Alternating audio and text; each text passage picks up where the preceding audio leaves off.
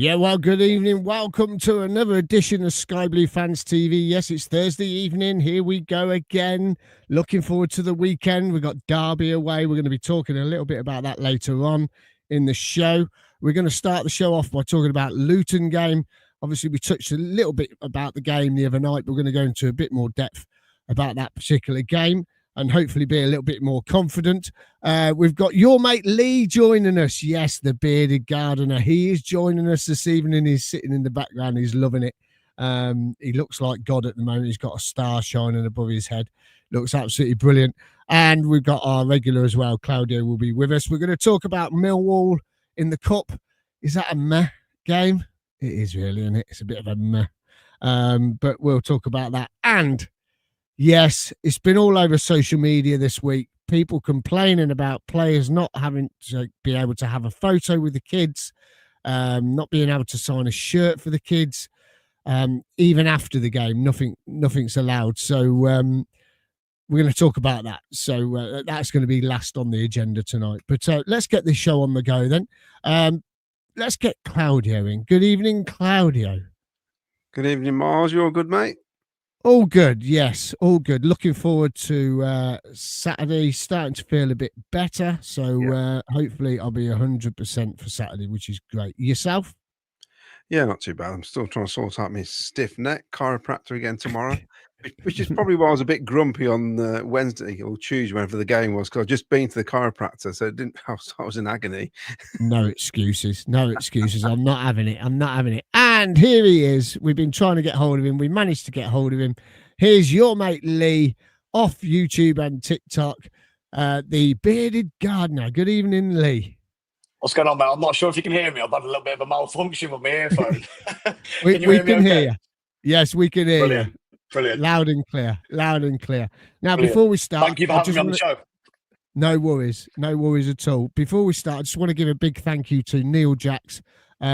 He has given me the Funko Pop Sky Blue Sam, but also he's launching a new calendar. Here it is. The Coventry unofficial calendar, Sky Blues calendar. And I'll tell you what, it's brilliant. On the first page in August, it's got all the fixtures and everything in there. If you want to get one of these, head over to Neil's Facebook page and you can grab yourself one of these. Absolutely brilliant. There you go. So thank you to that, Neil, for giving us all a copy of that, which is absolutely superb. We're going to find somewhere to put it up. Right, then let's talk about Tuesday night then. Luton, we'll come to you first, Lee. What did you make? What did you make, first of all, to the starting 11? So, obviously, it is a big change to what we've been playing in pre-season and obviously the first game against Hull. I think some recognition has got to be given to Kai Andrews and who's the other young guy? Raphael. So, obviously, they must be doing something good in training to be chosen in the starting 11. On rating them, I think they've got the hunger, the desire. But was it a weaker team in Frank's opinion? I'm not sure, but they look good considering. Yeah, I mean, you touched there on Kai Andrews. I mean, it was to be chosen, like you say, is a big honour for him, I suppose, being a young lad. He's only 19. He's made his first start finally. He really impressed, didn't he, in the first half, and he could have got himself a goal. I think it's what I like to see, and you see this from a lot of young players, especially those that are going to go on to do well in their career. It's that hunger and desire to prove themselves. We have seen at Coventry City a few young players that have come through the academy and such who have that lacklustre desire on the pitch, whether they get chosen for the starting 11 or come on as a substitute. I do think that Kai Andrews and, as I say, Raphael, both in particular, are young lads and they both looked hungry. I think they worked very well with each other. Still a lot of learning to do. We all know how competitive it gets towards mid-end of the season. So it's very wise to have them in the pre-season friendlies and these very early games in the season to get that exposure into the starting 11 and the experience.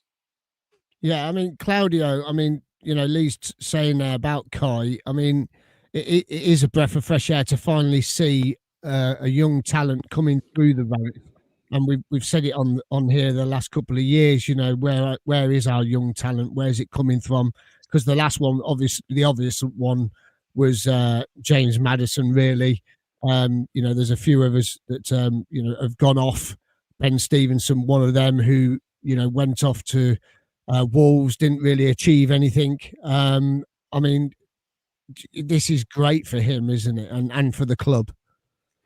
Well, it is. I think it was only in League Two, wasn't it, where we were forced to play young kids like Tom Bayliss and even Josh Eccles then to start with, and a few others, because we didn't have a choice, did we? We had to play them, and they did really well for us with some old heads in the team.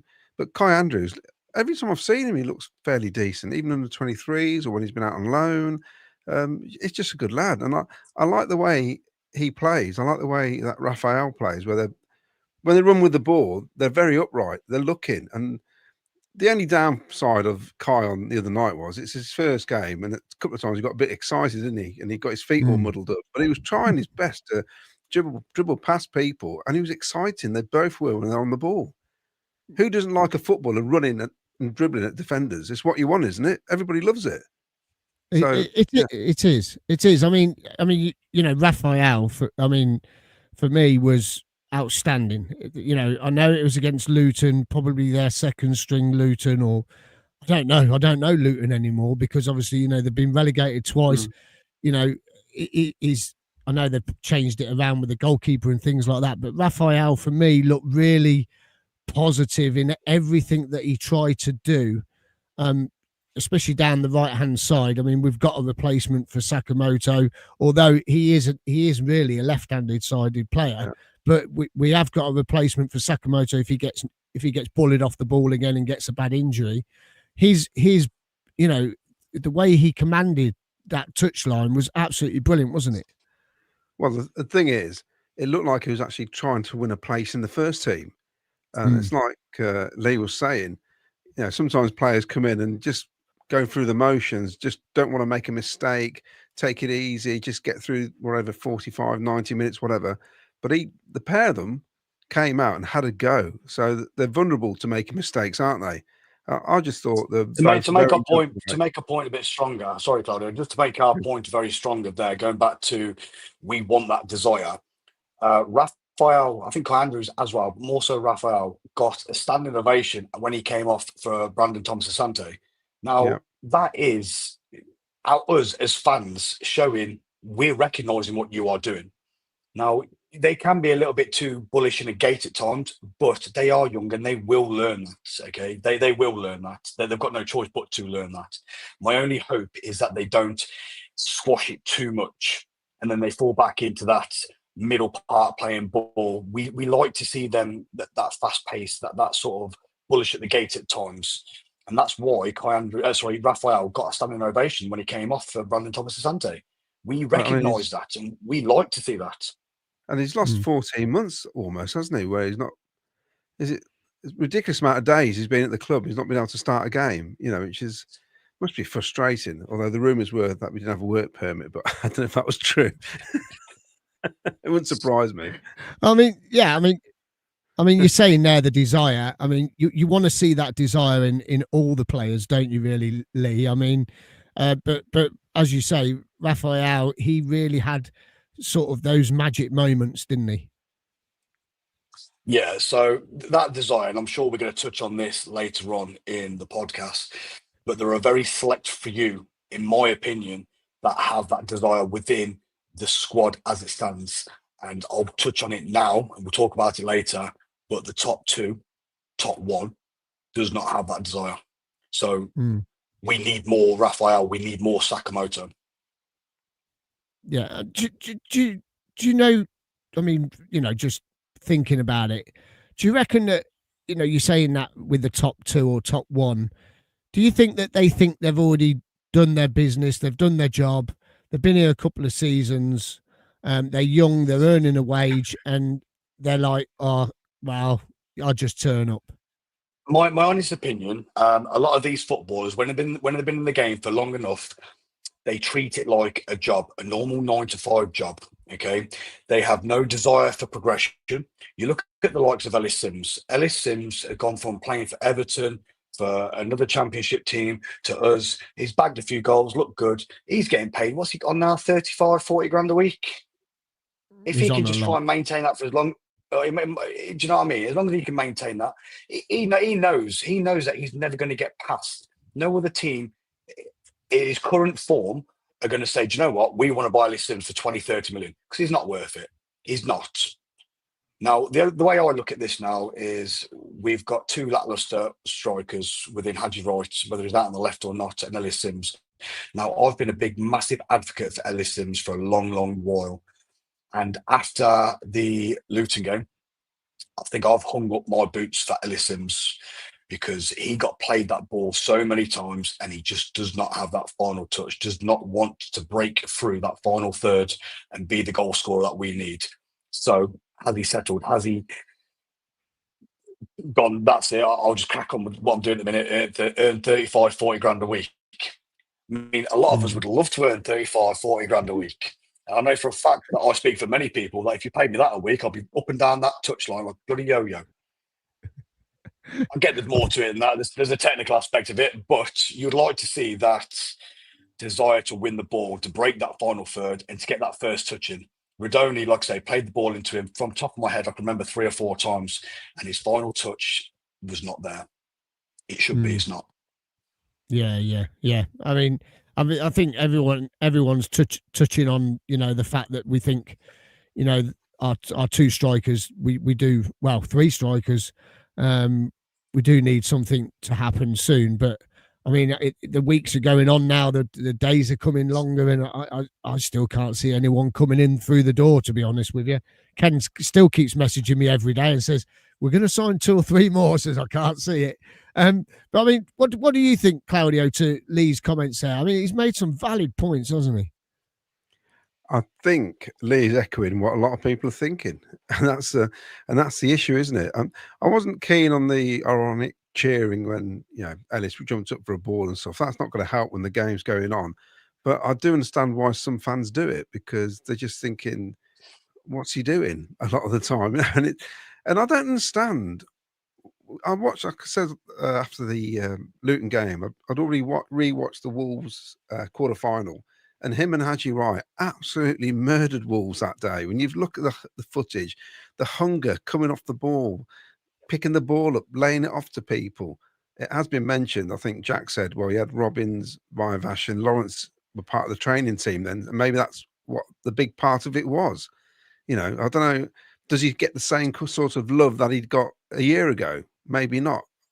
But it's come to a point now where he has to start producing, because he's just carrying extra baggage, aren't we? And we're paying him a lot of money, whether it's 20, 30 or 40 grand a week. You can get somebody else in. Watched the Blues last night, 20 minutes of it. They got that lad at front, Stansfield. He's just all over the place, isn't he? Does not stop. And that's what we need up front. If we're playing, it's interesting. We talk about the lineup. We had 2 up front. That surprised me to start with anyway. But I thought we looked quite decent 2 up front. But they're just lacking, aren't they? They are really lacking. I've seen a reel of all the misses. And you're thinking, they've got to hit the target. I mean, the one shot in the first half went way wide, didn't it?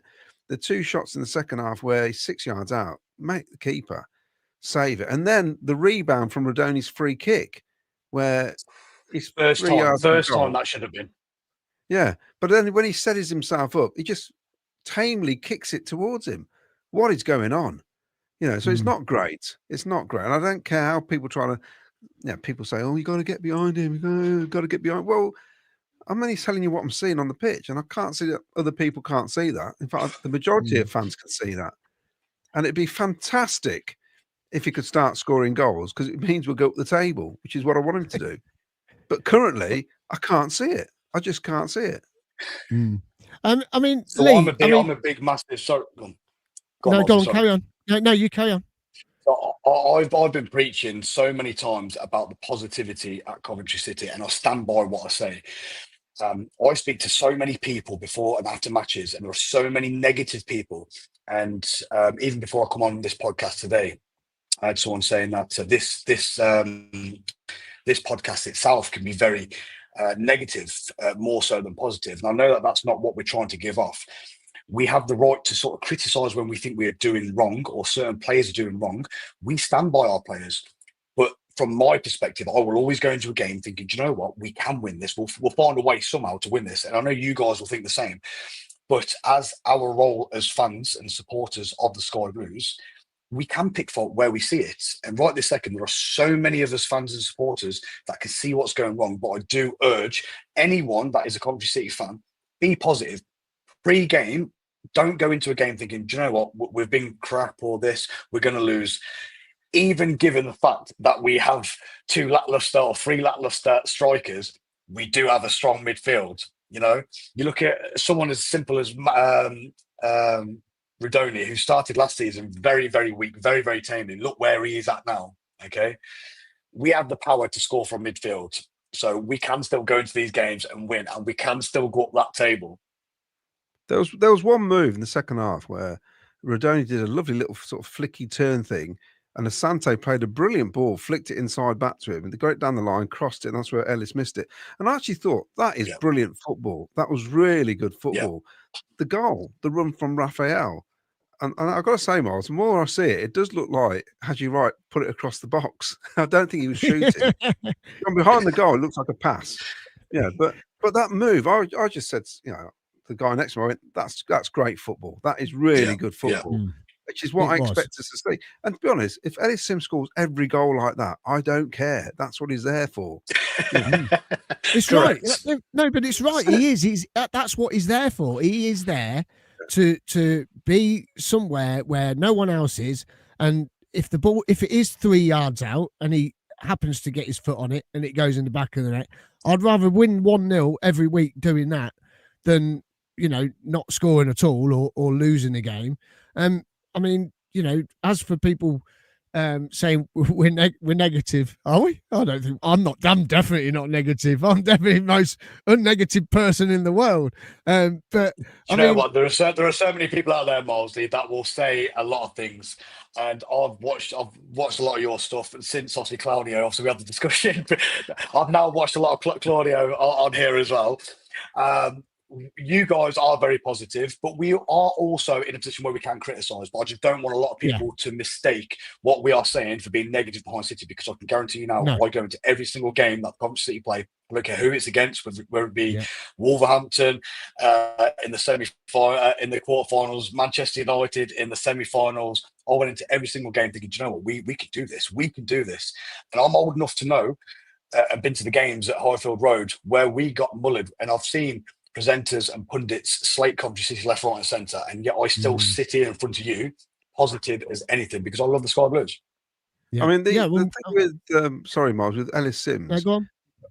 I mean, credit where credit's due. He got into the right position, which is what we need, and he was a whisker away from scoring an absolutely sensational hat trick, you could say, because the movement of the players that led up to him getting the final touch was brilliant, which is the football we want to see. You know, so it's, I mean, cliche man's already gone about cliches, but, you know, fine margin, Miles, a lot of the time. And that's what it is. So hopefully Saturday he gets the same chances if he's playing and it goes the right side of the post for us. You know, it's. I want to touch on, there's a player that I really like, and everyone knows how much I like him. This is the main one I really, really like. But there's another player I really like, and he got a lot of stick towards the end of the season last season because he had a couple of dodgy performances. But on Tuesday night, I thought he played fantastic at left centre-back, Jake Bidwell. I thought he slotted into that position. And we've been saying last season, this season, we need some more centre-backs. Claudio, I mean, it was a great performance, wasn't it? Well, I did say, didn't I, after the game, that if he was 6 inches taller, it'd make a really good sense. It'd be a solid centre half because, you know. But I mean, we all remember Peter Atherton back in the day. He wasn't a very tall bloke. He was just quick, wasn't he? When he played alongside the guy who used to be from Halesowen. I can't think of his flipping name now. It'll come to me in a minute. But he was Dave Booth. You know, when they played at the back. He's just been around the club for years. Forgotten his name, and. Yeah, it's everyone deserves a chance, and if it ends up being that he's having to cover at centre back, so be it. Because at the minute, it don't look like we're going to get anybody in, does it? That's what it feels No, like. I keep saying, as I say, Ken keeps going, some more coming in. I said, Ken, I can't see it. I really can't see it. And But we can't afford to let anybody go at the minute no, either. definitely not. Definitely not. What do you reckon, Lee, to Bidwell? First and foremost, I think Bidwell has been an absolute diamond of a servant for the club. Okay, he's been with us for quite a while now. I wouldn't be able to put any numbers on it, but I know that he's been here for a fair bit. A lot of criticism when Jay De Silva started to do well and Bidwell started to drop off the radar a little bit. But the versatility, the fact that he can go into that centre back role is good for the Sky Blues. The only concern that I've got to raise is with him being in that centre back. Obviously, that puts Miguel Angelbrau on the left back, left wing, however you want to run the field. I did find on 2 or 3 occasions against Luton, with Miguel running so far forward and so deep into the pitch, it did leave us exposed on that left back position. Jake Bidwell had to hold that. I don't feel like he dropped. I think he was worried too much about filling in for Miguel and dropping into that sort of in between no man's land area because he had to hold that centre back role. That being said, we didn't concede a goal. So is my worry for Nout. I just seen us exposed a little bit. And it's worrying when you see them balls go into them positions and you see their wingers end up whipping one in, going back to the centre back role. Look how many times we've made mistakes and the scuffles that we've had getting the ball out of our own box, especially when you've got Ben Wilson in goal. When we know, after seeing Carl Rushworth, which is obviously another topic that we might cover in a second, Ben Wilson in goal, that worried a few people. So I think it's obviously something they're working on in the training grounds, and it's something that we are not privy to. These conversations and the tactics we're not privy to. We see these games on a game-by-game basis, and we make our assumptions up from them, and we can only sort of talk amongst ourselves and guide ourselves through it. But Jake Bidwell, he held his position. We didn't concede. He did his job. Yeah, he did do his job, and I was very pleased with his performance. So let's finish up then on this Luton chat. Claudio, overall, are you satisfied with that performance, and are you satisfied that we've gone through to the next round? Yeah, you can't beat going through to the next round, that's for sure. And it is classic cliche. It is what it is. We've had 2 games, 2 clean sheets. We've not lost. Luton, there's still enough there in their reserve team that could have turned us over. But I thought overall, we've done as much as we can do, especially on Tuesday night to get through.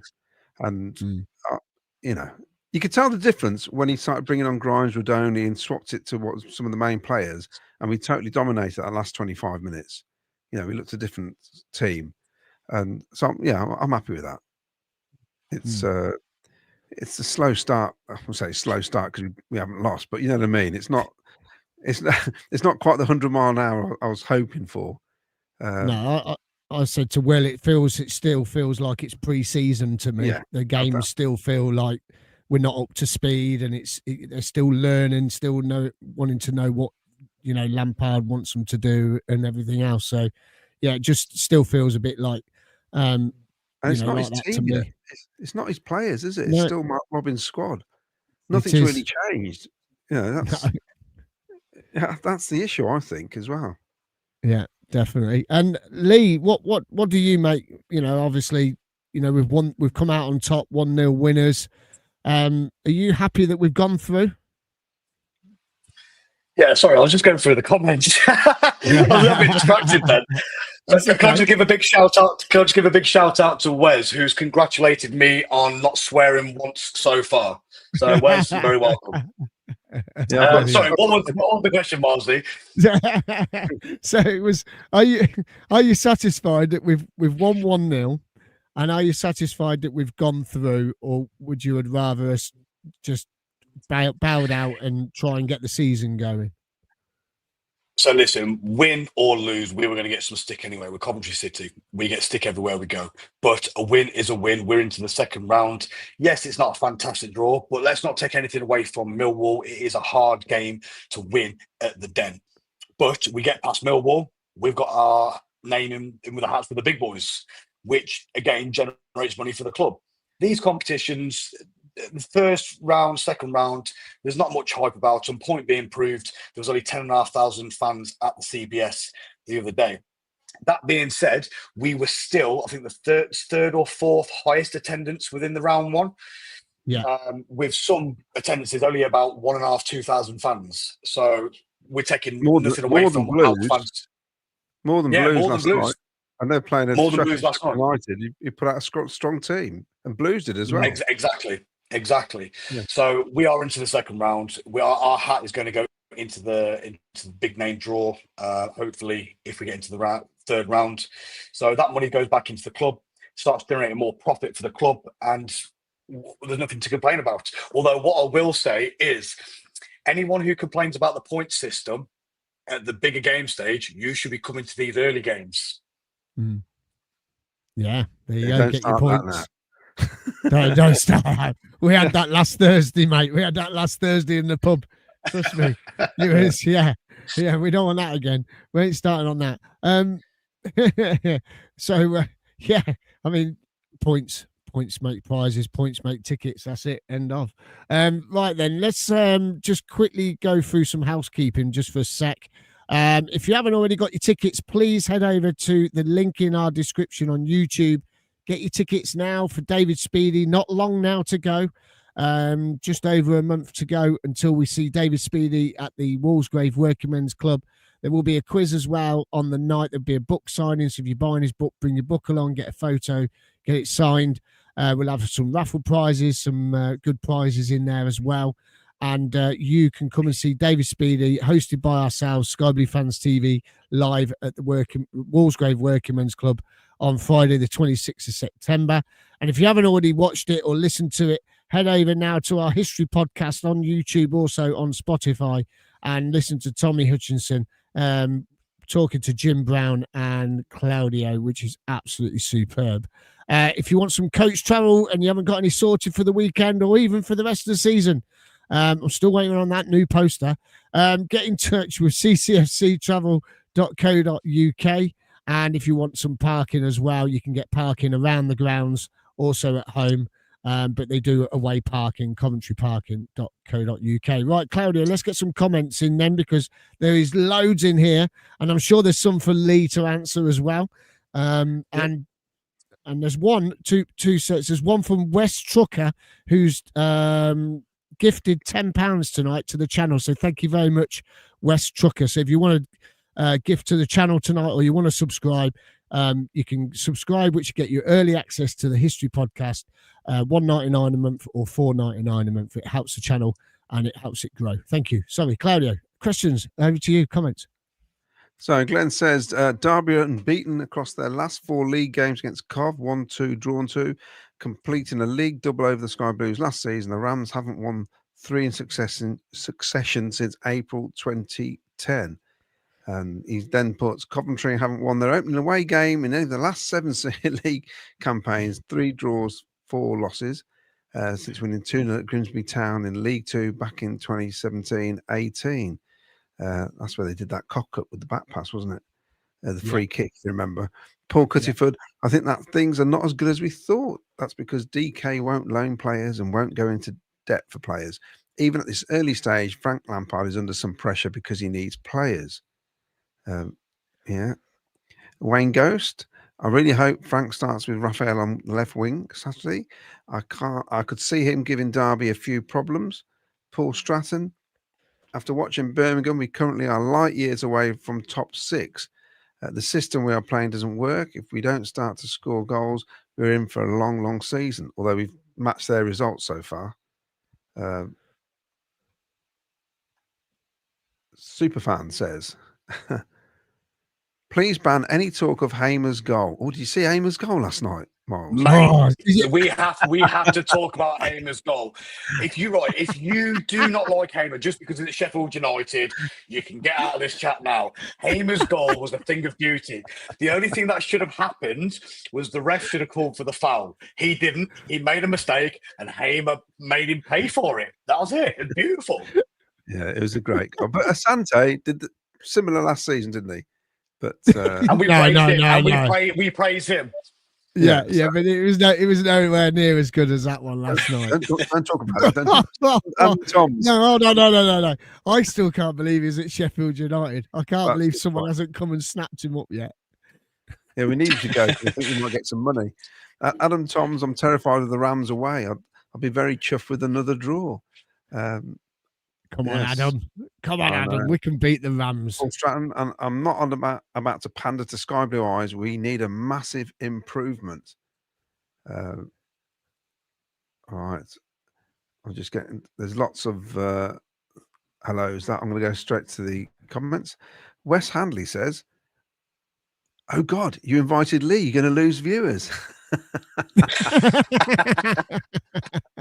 I don't think so. I feel personally attacked. Do you need help with this, Lee? Counselling? Cliche man. This week's lame cliche on Facebook is Sims is a confidence player. What? If by 24 he hasn't learnt that confidence is part of the armour that a pro sportsman has to put on, then he ain't going to make it. Andy, your mate Lee, your YouTube channel is a must watch. Love it. Cheers, Andy. Andy. Anthony Pettifer. Kai held onto the ball too long sometimes and got caught in possession. He will learn with more games. That's what I was saying. I think he just got caught a bit, couldn't get his feet out sometimes, but he'll learn. And I think he'll learn quickly. Kai and Raphael says Nicholas James look very, very promising prospect, and I'm excited about them both and what they can bring us. Cup games will allow young players to get some experience, says Anthony Pettifer. Sky Blue Terrace would show what we can do when we run at teams down the middle and not this pass it out to the wing and cross it as good Championship City Bs. We'll deal with that all day long at like Hughes and Ballard. Yeah, they did, didn't they? Oh, Nicholas James is a long one. Oh, no. Right. Here we War go. and Peace. Here we go. I don't know about you guys, but this transfer window is really stressful, and I'll be glad to see it close. I'm still convinced that Jack will still be in the Sky Blue come September, going on what he said at the end of last season, saying he doesn't care who comes in, he's staying here to get us promoted and continue to work with Frank, who is his hero. Southampton are dreaming if they think it will leave us for them. Oh, mate. Yeah.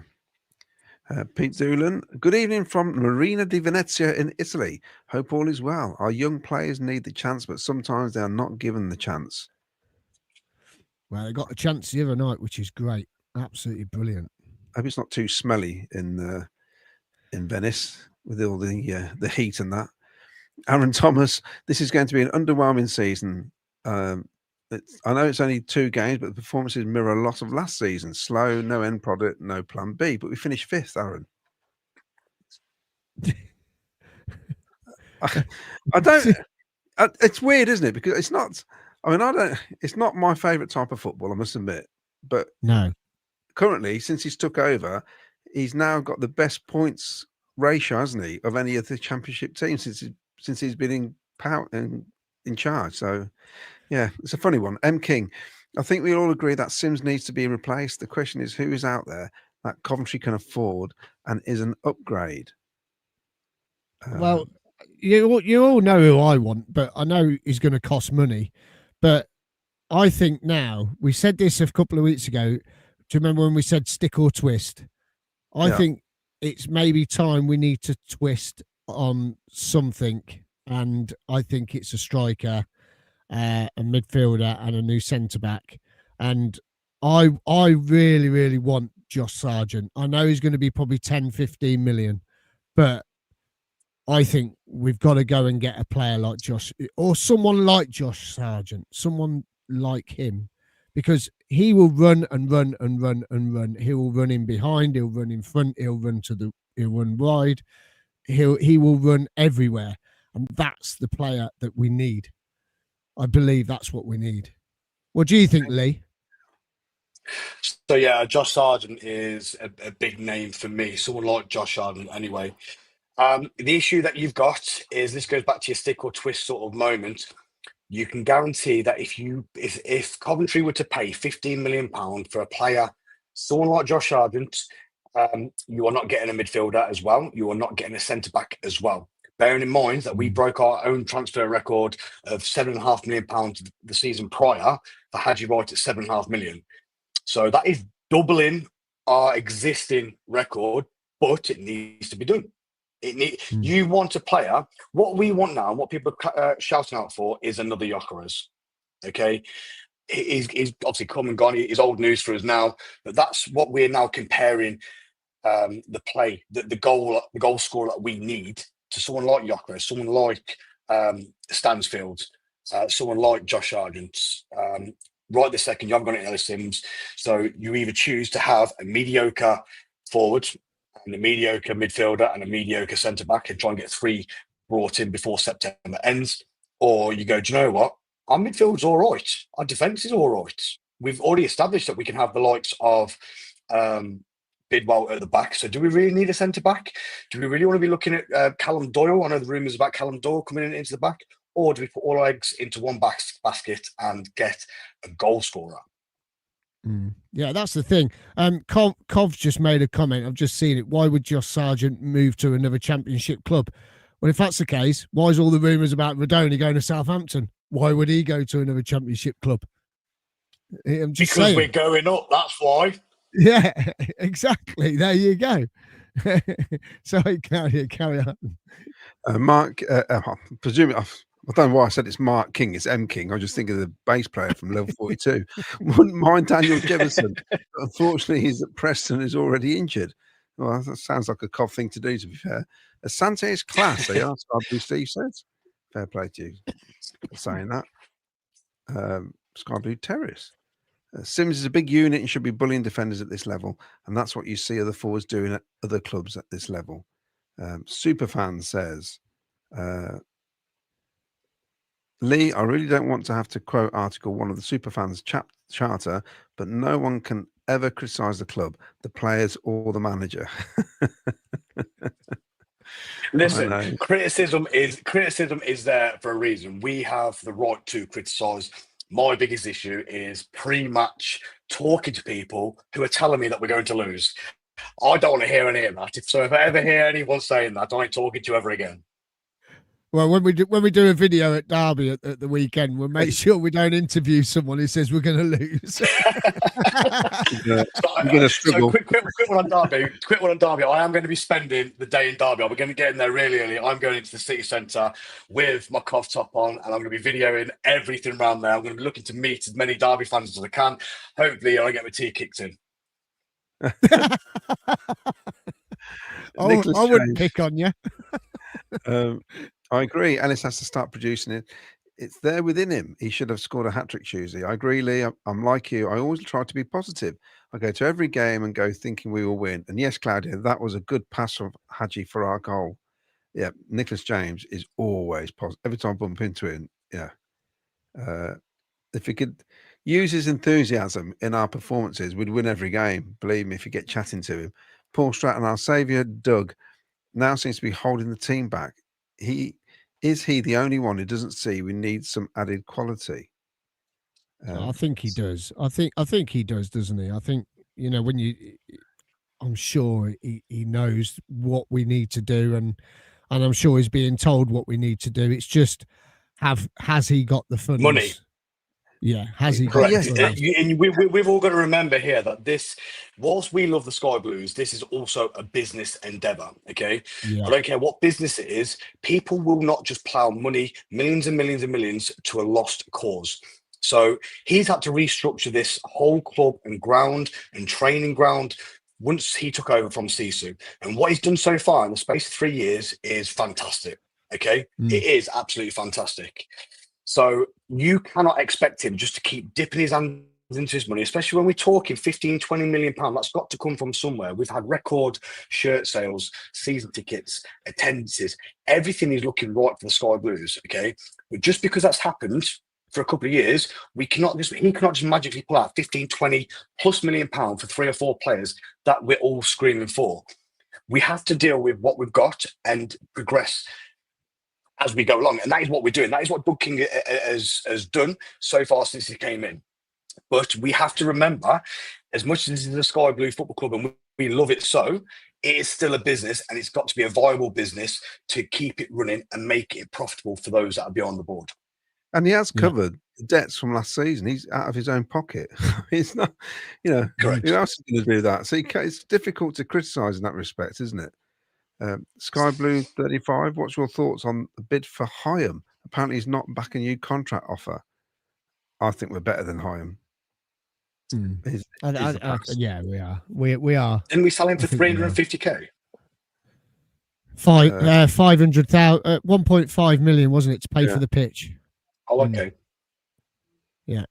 Nightmare, isn't it? And Cheryl Davis, in any other job, if you don't perform and do what you're asked, you're put on a performance plan. If you don't improve, then you lose your job.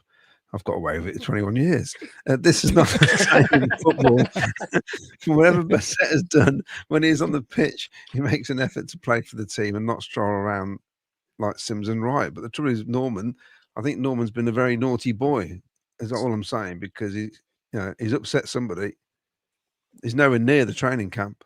Frank Wood, to be positive, at least Sims was getting into the right positions. Finishing was poor, but should come with match fitness. Which is what he said. Well done, Frank. Fair comment.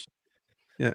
And Cooley Boetti, he said I said that perfectly last time. I've probably messed it up this time. Sims was definitely in all the right place in that game. I agree with Claudio, just couldn't finish. We've got Cez and Tez. Could be much worse. Middlesbrough lost 4-0 at home, and with most of the full squad out against Doncaster. That was a shocking result, wasn't it? I know, but what sort of team did they put out? That's the thing. You don't know, do you? Good. It was a good team from Borough. Was it? Yeah. Yeah. And do you know what? I've actually got Borough. I've predicted Borough to finish in top 6 this season. And after watching the replays back off that, I'm eating my own bloody words.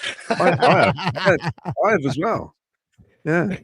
Finn, evening, guys. Don't think we'll ever go to a game and slate the players. We do get behind them, but this crop ain't going to progress unless we offload and buy better. Sky Blue Army. If we're playing and your own fans are taking the piss out of you, would you play your best football? We all know Sims is a shy person. He needs to feel loved and wanted. You pay me 40 grand a week. I don't care what people say to me. I will stand there and I'll run that field and prove you all bloody wrong. So someone's previously said in this chat here, Sims knows this game. He knows he's going to be booed or get criticised if they do well or do poorly. If you look at the end of last season, he put his hands up and he admitted that last season wasn't his best season. And he said he will do better. Now, in the start of pre-season, he started getting in some positions, looking more aggressive. And I was like, do you know what? This could be the turning. But if he is being booed, that is for a reason. If he's being mocked, that is for a reason. But improve, and then you'll be cheered and loved. It's simple. Yeah, my wife says that to me.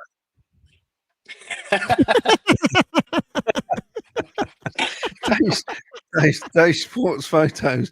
Claudio, I love that cliche man is getting you guys to think about what you're saying. Kenny's cliche man's best customer. Oh. Yeah, you can't win them all, can you? Anyway, Frank Wood. Roy Barry was not particularly tall, but what a centre-half he was, yes. If you listen to Jim Brown, he'll tell you, one of the best centre-halves he reckons he's seen play for Coventry City, Roy Barry. And Cooley says, said that straight after the game, that Bidders filled that CB role like the pro he is. He was solid. Sometimes we forget he's a true professional and great performer. That's just jumped a load of comments. I think we've had him, is it 5 years now? Has he been here 5 years now? What, Bidders? Yeah. I know he's been here a few years. I didn't know if it was 4 or 5. Yeah, he's been here a while now.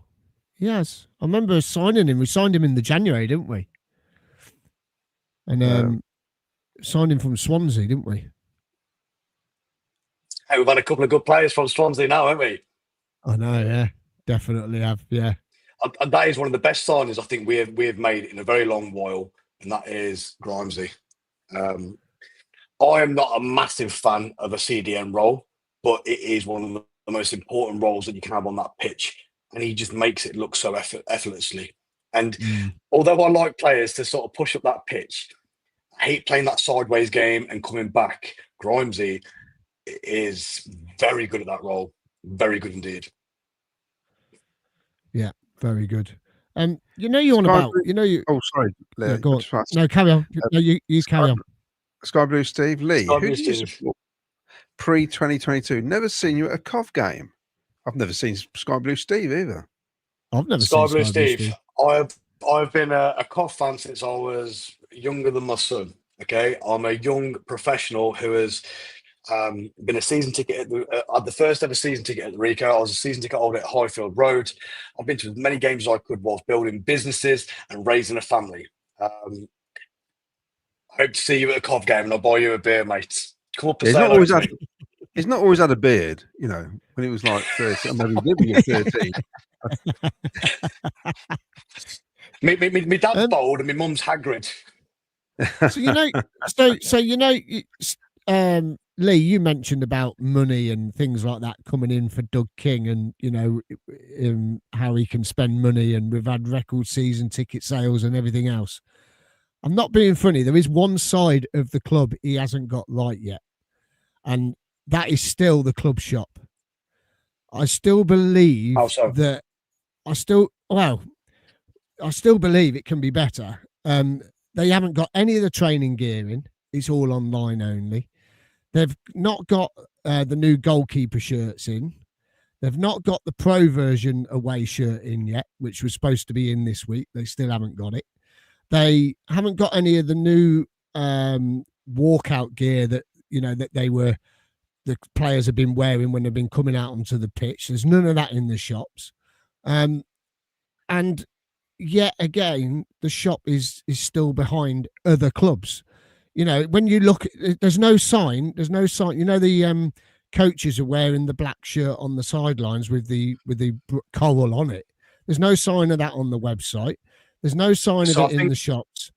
So he's missing a big trick. He's missing a massive trick. Is it a big trick though? So what we are not privy to are sales and profit and loss margins from these shirts, not just the home and away tops, like I said, the other merchandise, the retro tops, the scarves, the memorabilia, the cups, the lanyards, the training gears, the jumpers, all that sort of stuff.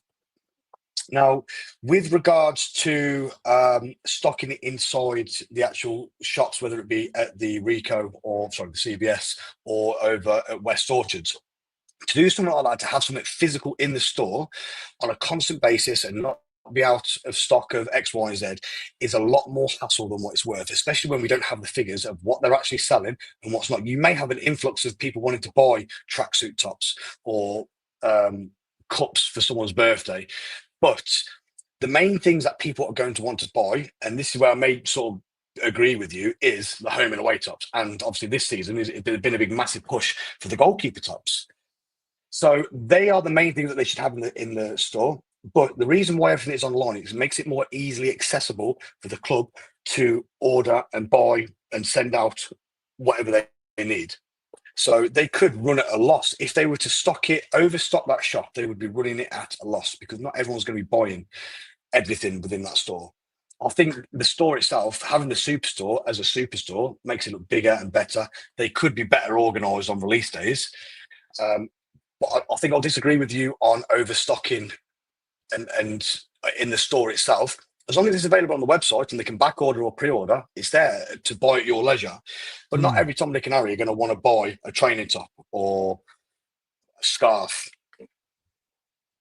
But they don't have everything on the website is what I'm saying. Oh, okay. So is it a back order or anything like that, or is it? No, nothing. So you know, the pro shirt of what you're wearing isn't available. The training gear, there's only some of it on the website. some of the walkout gears, only some of it's available, but all the other stuff Do you think is they'd not make much money? available. Do you think they would make much money from all that sort of stuff? Would there be a high demand for it? Well, it should. If the players are wearing it, people will want to buy it. I'm just saying. It's just that the reason is it's just, you know, other clubs have it and we haven't got it. Which, okay, if someone's already bought the shirts and everything else, they might want something else. So that's what I'm trying to say. You know, Doug wants money, but he's doing great everywhere else. But the one thing he's not sorted out yet is the merchandise. Is it because we can't afford that layout to start with, so they can only order so much stock? I don't know. Chicken and egg, isn't it? Really? Yeah, well, we need to ask Doug, don't we? We need to get hold of Doug or someone from the shop and get Doug, Doug on the show. We'll give a big grilling about it. Well, to be honest, I could ask in that forum meeting and say, how do they go about deciding which merchandise goes into the shop? Because there's some stuff that's only available online as well and not in the shop. No. Nicholas James says, Miguel looks like he'll be a massive player for us once he learns our game a little more. He made 3 tackles in succession on Tuesday and won that ball. Another warrior with talent. David Parfrey. Bidwell played well, but don't forget they are League One, and how many times was a player played between the line? If you want to challenge, we need better and someone with pace.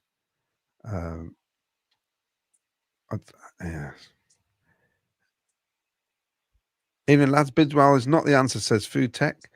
Squad emergency player, yes, but come on, too slow to be serious centre-back and always backs off all the way to goal line. When fast wingers attack, we need better. We're just saying he did a great job the other night. Yeah. David Blackwell says, we need a striker after watching some of the other teams. We'll struggle too slow going forward. Can't rely on Sims. Mandeep Singh. I was at the Betis game and I'm 90% certain I was sat next to 2 of Bidwell's relatives. They were not Cov fans. I overheard them discussing Bidwell that they don't consider him a centre-back. That's where he's played most of his career, isn't it? He's played most of his career in a flat back 4. Yeah. He's not normally been until he came here. I don't think he was really a wing back. He did used to play in a flat back 4, so he was always used to that, and he could always slot into that position. Which round in the Carabao Cup is it when the North and South draws go away? It becomes a draw anyone can in the competition. It's the next draw, isn't it? Hence why I see CCFC with the South draw and Man United in the North. Yeah, it's the third round where they decided to mix it up. I don't know why. I tell you what, you know, when they did that draw, Sky made a big deal of it, didn't they? Oh, when Man United's ball come out, it was like, oh well, we all know who this is, and I thought, oh shut up, it's Man United. Who gives a toss? Food Tech with Doug so far not filling them 3 blatant important positions that we need improving: CB, CAM, and striker. I think less games the better, and don't care very much for League Cup. Rather keep them fit. I hope Man United finish where they finished this last season in the Premier League because they deserve it. Imagine them being relegated. The scenes, mate. It's just a shame that the 3 teams who went up last season just weren't that great, because a bit of pressure would have put them and Spurs under pressure, wouldn't it, really? Yeah.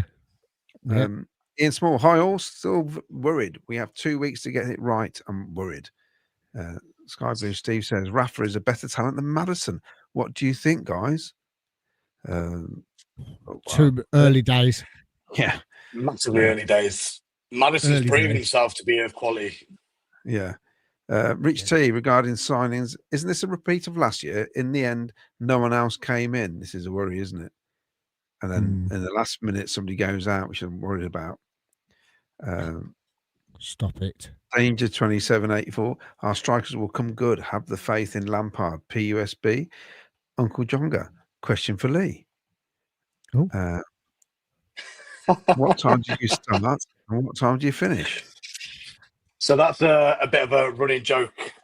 In my YouTube vlogs, the match day vlogs that I've been doing, I've been getting a lot of Ubers, and I've never had an Uber since Ubers came out, if I'm honest with you.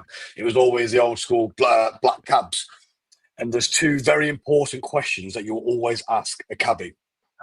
Have you been busy? What time are you on till? So if you have a look through my vlogs, every Uber driver that I see, I'm asking them, and most of them don't have a clue what I'm asking them, which makes it all the more funnier. So yeah, cheers, Jonga. You do though. That is correct. You do get into one and you say, what time you on till, and have you been busy tonight? With the other week, the wife and I went out, and we went out for a meal, and then we got an Uber from the pub we were in, and we drove past this MG that was on the drive, and it had a smile on its face. No, a grumpy grill. It had like an arch grill, and the driver said, "What sort of face has he got?" And we all went, "He looks grumpy." He says, "Yeah, he does look grumpy." And every car that drove past us said, "What sort of face has that car got on it?" And it was like just a conversation with a taxi driver. We've got a new member. Oh, Mark hello. R. Thank you, Mark. Yes, thank you, Mark. Oh, Christopher Baker. I think the Sims hate is getting beyond ridiculous and strangely got worse since he scored on Tuesday night, becoming unacceptable, to be honest. Oh, I can see arguments in the stands. You know, it's happened before, hasn't it? Over players. Finn, we are too attached to players like Sims and think of Wolves, Man United games, and yeah, well, true, but we're just saying, why can't we get that sort of performance? And Kate, do we think it's over for Norman? It seems like every season we have a deficiency in one key area. Would be nice to get the balance right on the eve of a season. I feel like it's over. He's just not getting a look in, is he? At all. No. Wes Trucker, another new member. Thank you very much. Thank you very much. This is from just simply Cov. It's mental how much our fans rip into Sims when Bessa is 10 times worse, yet gets praised for running. It's his only attribute. Oh. It's amazing how many different views and opinions there are, aren't there, between the fan base. Cov also says we can't afford Josh Sargent, basically. He's probably right. He is probably right. But you can dream, can't you? So, you know. Well, yes, you can. Mark R, I think we're going to be a fairly mundane and workmanlike side. It's going to be steady and safety first. I don't think we're going to be bang, crash, and entertaining team. Let's a couple more, and then we get on to Derby. Yeah. So Nation Radio, Tony, of course. Apparently, if you think Cov could lose against the opposition, you shouldn't enter the stadium. Game of opinions, ain't it? Yes, Nation Radio Coventry. I enjoyed that very much. Ken Thomas, so here's your challenge. We don't get a new striker. What do we do with the squad to balance through the season? If there's no money, there's no money. So plan B. That's a good point, actually. You make sure all the players are fit, don't miss any games. Rodoni, Sakamoto, Grimesy will be a big part of this season. You've got two young lads that we spoke about at the start, Raphael and Kai Andrews. Let's get their games up so we can utilise them more. If we can't score goals from the top two or the top one in Ellis Sims, then we've got to be scoring goals from somewhere. So that's got to be coming from Rodoni, and the crosses coming in from either side. Even some of the centre-backs, you know, I mean, I'm sure I won't be able to tell you how many off the top of my head. I'm sure someone in the comments will let us know. But how many goals did we get from the centre-backs or the defence last season? A number. Yeah, well, we know Bobby. We know Bobby got one. He got more than one, didn't he? He got quite a few. Yeah. But he did get quite a few with his head. And I think Kitchen got a few as well, didn't he? But I mean, the wheels could come off if we sell Rodoni, basically, because at the minute he's a huge player for us, and we can't lose him in this window. I'm amazed if we'd sell him after only a season. I find that incredible. Surely if he has another season like last season, the value's just going to go through the roof, isn't it? I'd have thought. Yeah.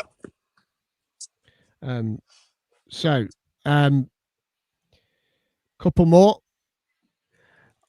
Ice Chip says, strikers rely on service. When the centre back has more touches than your midfielders, they won't score many goals. Well, I agree with you on that. I hate to see our centre backs holding the ball so much. Adam Toms went to the Union Derby, and there are lots of great pubs to enjoy, Lee. Oh, there you go, Lee. Cheers, Adam. And Mark Cunningham says, I'm giving Hadji a bit of leeway because of the injury in the close season.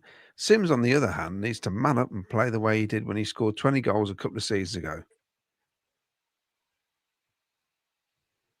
Wes Handley says, I'm going to keep going until Myers tells me to stop. I think Doug is looking that he can't keep his. I think Doug is looking that he can't keep bringing players in without selling. And yes, but, I'm Lee's favourite bin man. But I'm not being funny. We've got money. Where's the money gone from? Surely we've had the money now from Victor, and surely we've had the money from Binks. So you would think we've got some money there somewhere, wouldn't you, Lee? So what's that? That's £2.5 million from Binks. So bearing in mind that's only it's £1 million. It's £1 million profit from Binks, and we've had about I think it was just over 4 from the Jokeres. I highly doubt that would be given to us in one lump sum. No. I bet that'll be spread out throughout the season, which we don't know the answers to a lot of these questions. People assume it, and myself included, we're very, very quick to sort of say, right, we've got money from here and here and here. Let's do this, this and this. What about the running and operational costs of the club? What about the wages? I appreciate that we have, I think, one of the bottom 3 or 4 wages costs in the league. But it's still a lot of money, mate. Do you know what I mean? I think a lot of people forget about that. And we've just, like you said earlier, Mozzie, or Claudio, where, he's paid off the debts. Doug King's paid off the debts. Look at the money that he's invested into Brighton. Look at the players that we've actually bought in, okay? Money is being spent, but we can't just fabricate all this money out of thin air. It can't. And going back to like shirt sales and stuff like that, whilst it's good, shirt sales and having more stock into the superstore is not going to generate the income that we need to buy these types of players. The only way we can do that is performance-based, winning these competitions, getting further in the league, getting a £200 million bonus for getting promoted. That would sort us out. Oh, we all know that, don't we? I mean, but then would it sort us out? Because look at Luton. We could end up going that way. Right then, let's get on to Derby then. Here we go. Coming up this weekend, first away game of the season. They signed Clinton Morris in the transfer window so far. They got a battering last weekend against Stoke, and they won on penalties the other night, I think, wasn't it? If I remember right, they won on penalties against West Brom. So they're going into this game with a heavy defeat away from home, but also a win on penalties. What do you make to this one then, Lee? Going into this game against Derby, it seems as though they did the double on us last season. They did do the double on us last season, but let's forget about that for the time being. Let's look where they're placed. I've got a few notes wrote down on here, but just because I wanted to sound all clever on camera for you. So last 5 years, okay, so this is Derby's positions for the last 5 years. 16th, second in League One, 7th in League One, 23rd in Championship, and 21st in Championship. Derby have not done well for a long time. Yes, they did beat us, but is that a testament to their good play in football or our crap day out home and away at Pride Park? Okay, and it's not just not just Derby that we've fallen ill to. It was other teams in the lower league. I genuinely think it's us being too cocky. It's us not turning up to these games. So I think we should disregard that straight away.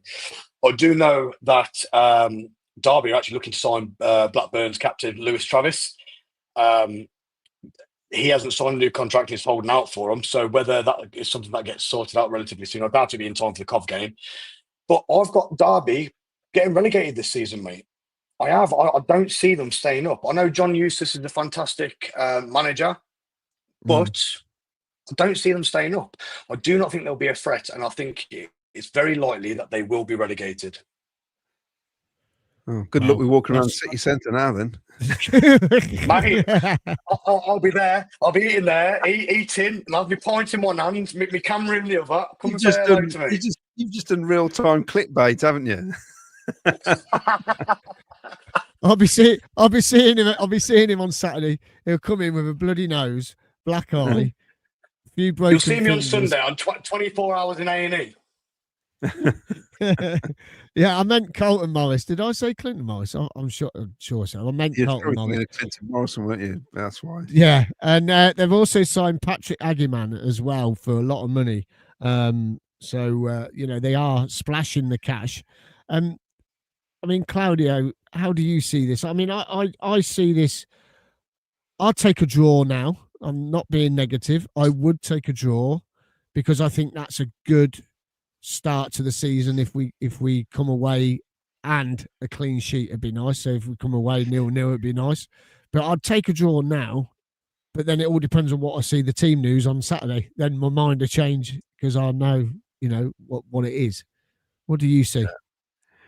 An extremely difficult game, basically, against a side. I know Lee said he thinks they'd get relegated, but they are tough at home normally, although they had an awful run last season until we turned up. It's going to be a very tough afternoon, and we've got to be on it from the start against a team. It's their first home game of the season, isn't it, in the league? They're going to be up for it. And I think it's going to be really tough, really, really tough. Also, it depends on. See, if we're not going to go two up front, that's not going to happen. It will just do the one man up front. But our best performances last season, when he was forced, wasn't he, to change the formation, go two up front with the five at the back, pretty much, and it worked. And why wouldn't it work on Saturday? Is what I'm thinking. Just play on the break. The 4-3-3 is too. It's just too open. Against a team like Derby, I think playing at their place, I think we're going to really struggle if we go 4-3-3. I can't. I mean, we have the capability to go to Pride Park and beat these. So the next 4 games that Derby have got, including ourselves, is Coventry, Bristol, Burnley, and Ipswich. So their first 4 games or first 5 games of the season are tough games. They've already lost the first game.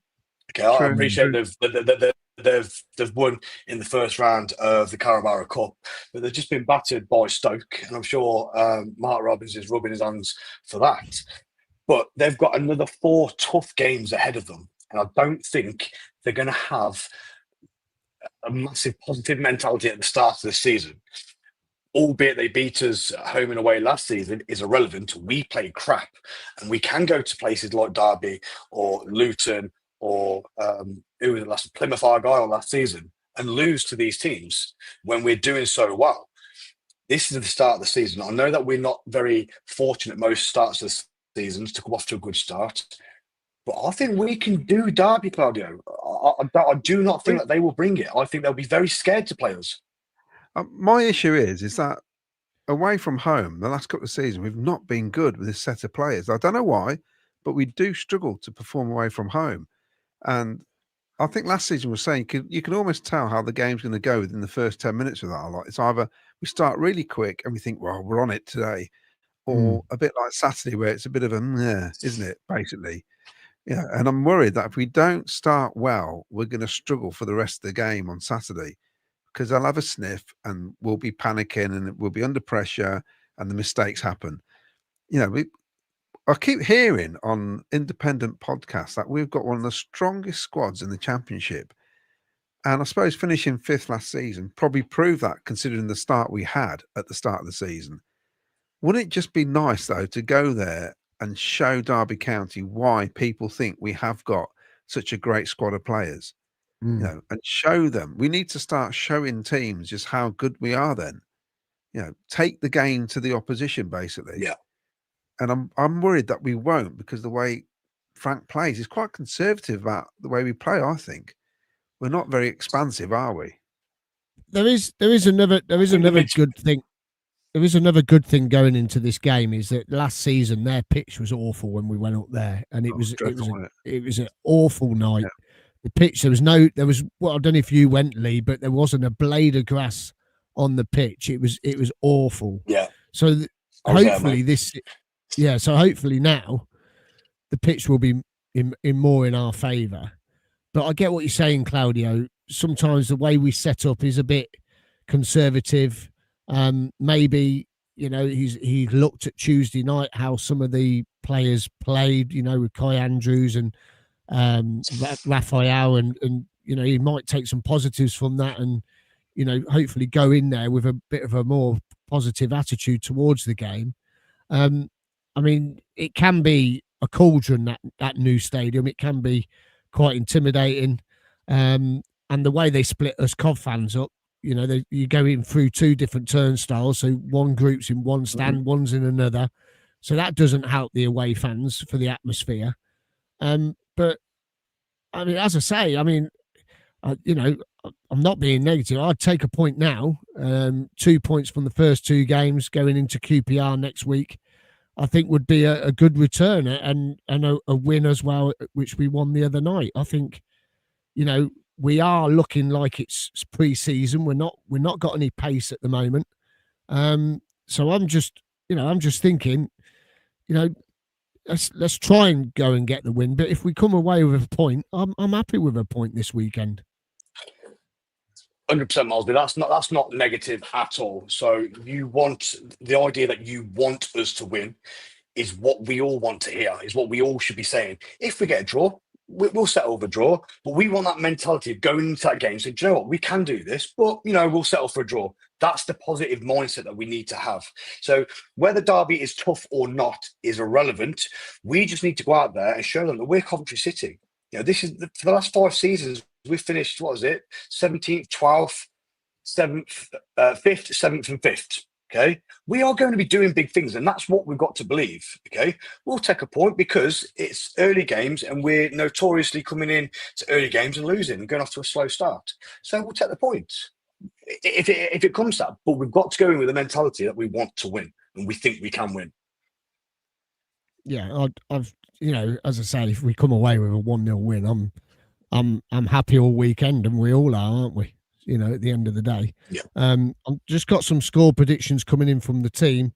I'm just waiting on Jack's and Ken's score, but Vicky has gone for a 1-0 win this weekend. So she's gone for a 1-0. What do you reckon, Claudio? Give us a score.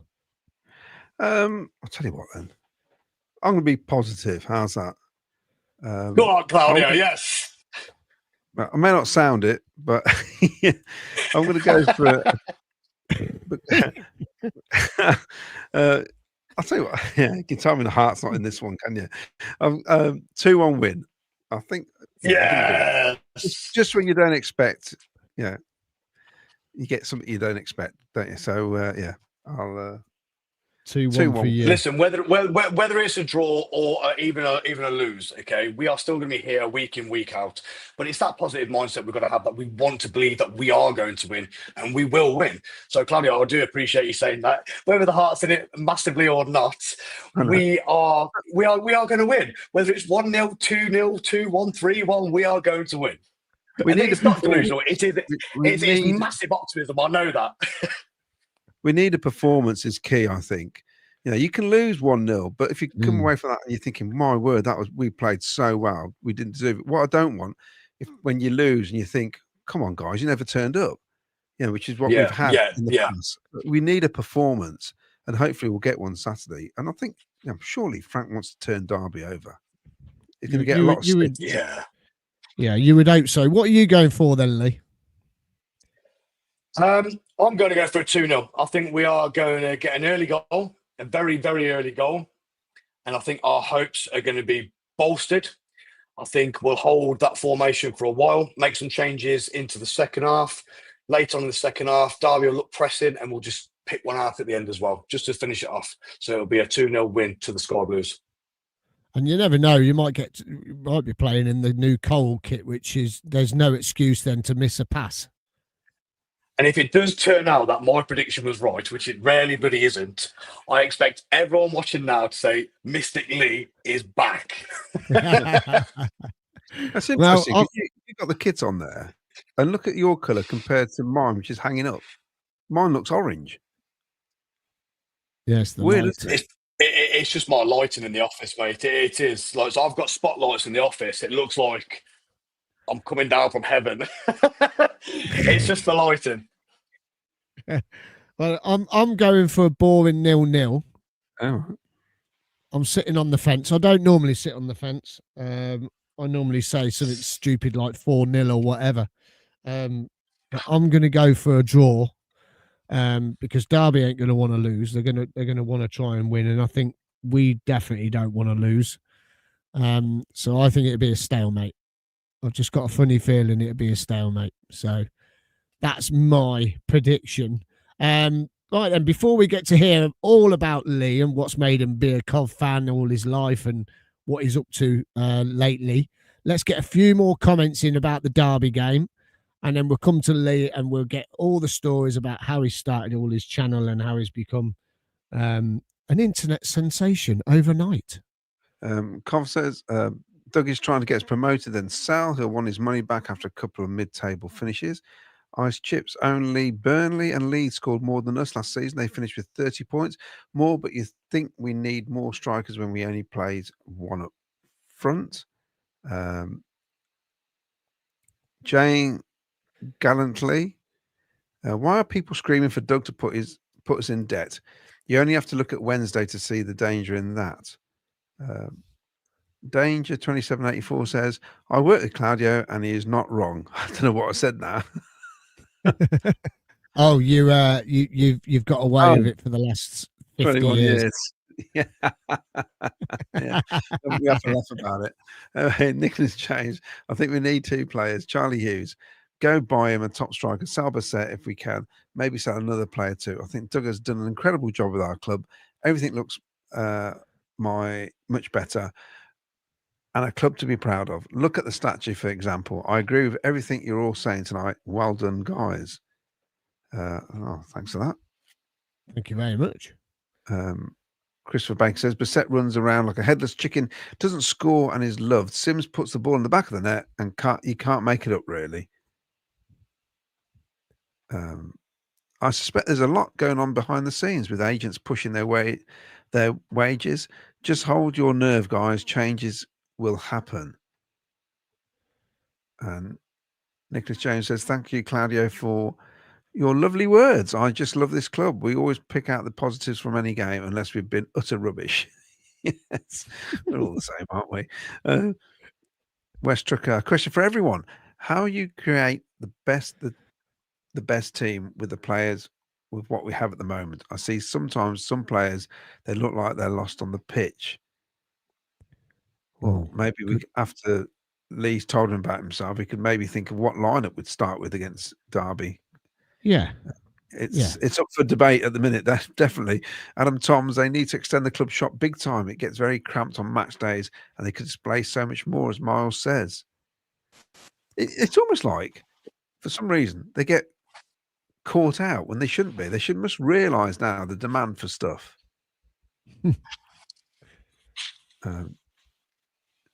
Futek says, if Kenny's in the know, then we are defo getting a couple more through the door before window shuts. No, constantly said this week's cheeky smile a few times over the last few weeks. Listen, trust me. I can't see anyone coming in. I think Lee Beckett has just contributed as well to the channel. Thank you very much, Oh, Lee. thank you, Lee. Cheers, Lee. Where are we now?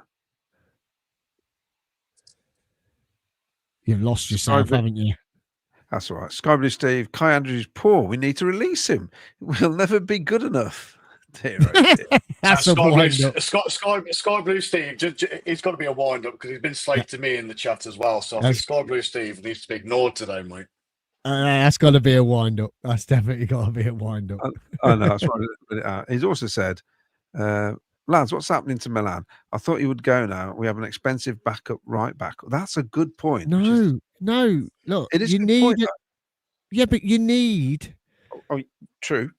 you need quality on the bench. You need to look at the bench and go, wow, look who we've got on the bench. We don't want to get rid of Milan because we've brought in Kessler Hayden. You want players like Kessler Hayden on the bench.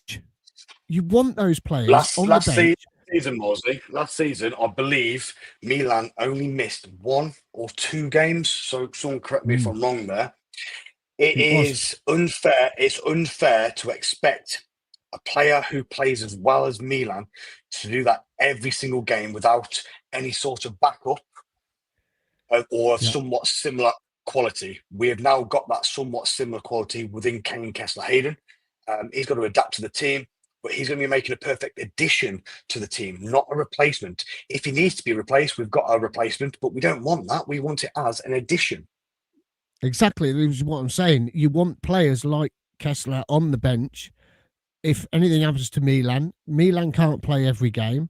You need that. You need to look at the bench when you see the team sheet and you go, oh my God, look at the bench.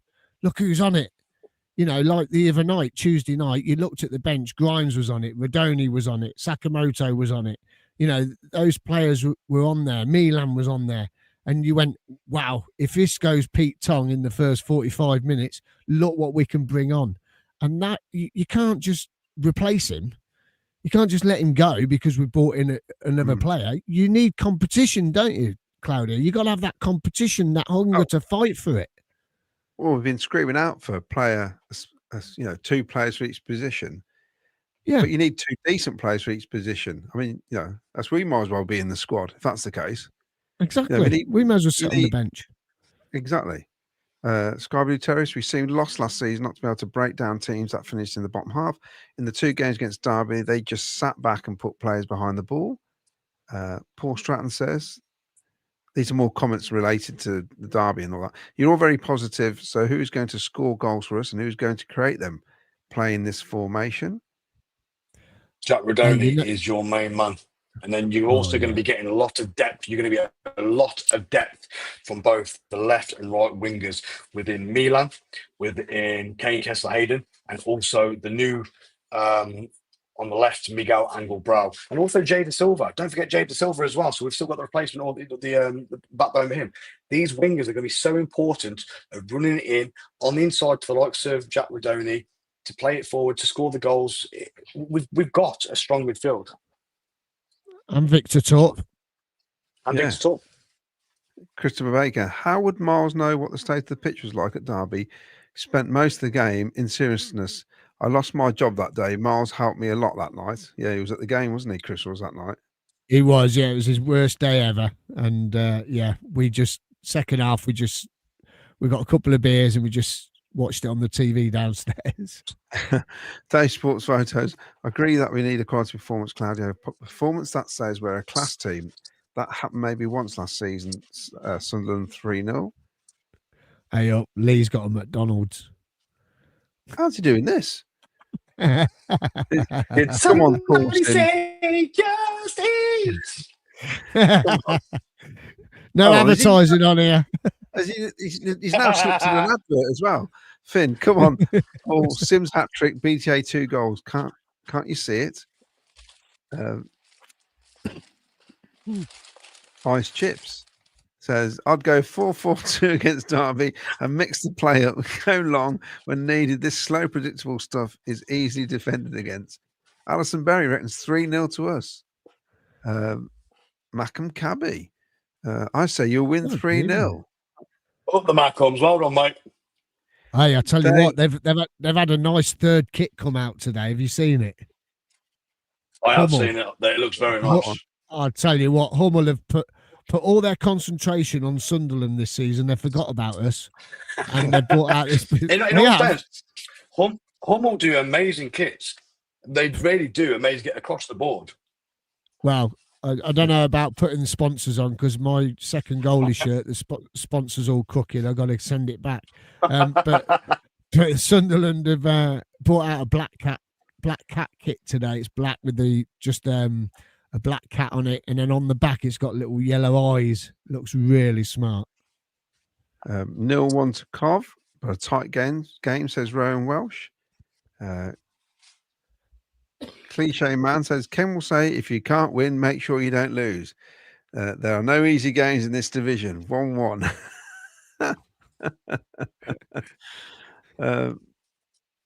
Cov Derby says, Finn, 1-1 at best. Andrew says 3-0 to Cov. So we're all positive. Most of us are. Yeah, there we go. That's what I like to read. I do know, and I think a lot of people also are in the same boat.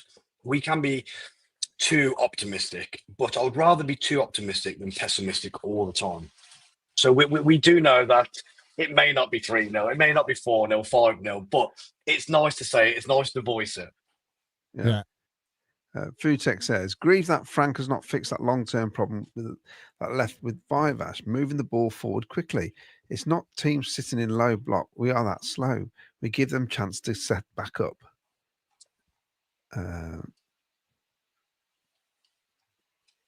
Ray Ryan. We should bring Liam Walsh back. He was very impressive on Tuesday. Just the sort of player we need. They'd probably sell him for 500,000 to $1 million.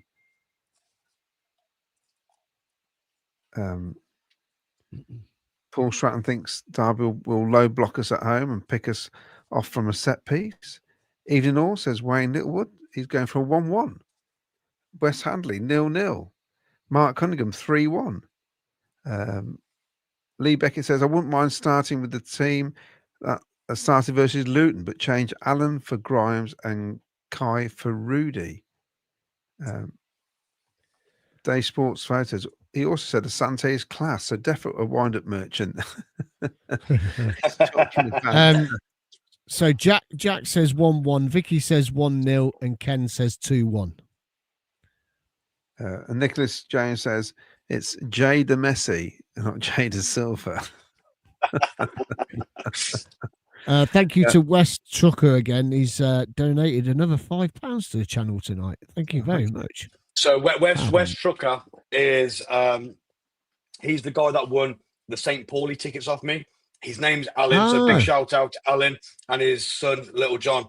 Very, very lovely people. Very, very, very lovely. Brilliant. Thank you very much. Mark Cunningham, we've needed depth on the bench, and now we have quality on the bench. Let's go, it says.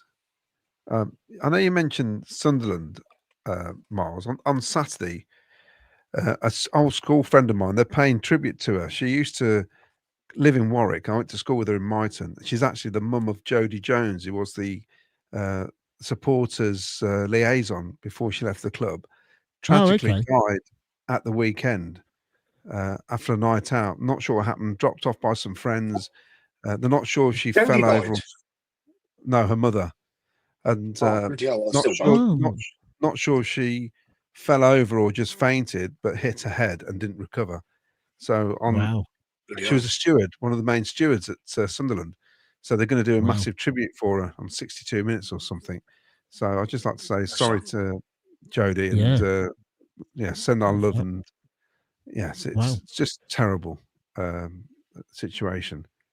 There's a comment coming here from Paul Stratton, says, Miles, 5 million for backup when we need a striker, centre-back, priority all wrong. Well, no, because we needed backup at right back and we needed backup at left back, which we've done. And now we know we need centre-back, midfielder and a striker. So we've done the right thing. Nicholas Coleman says,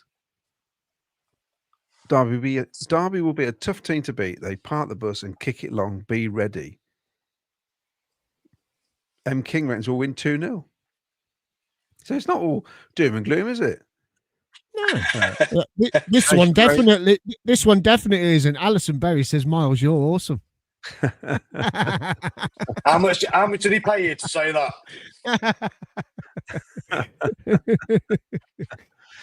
Oh dear. Right, over to you, Miles.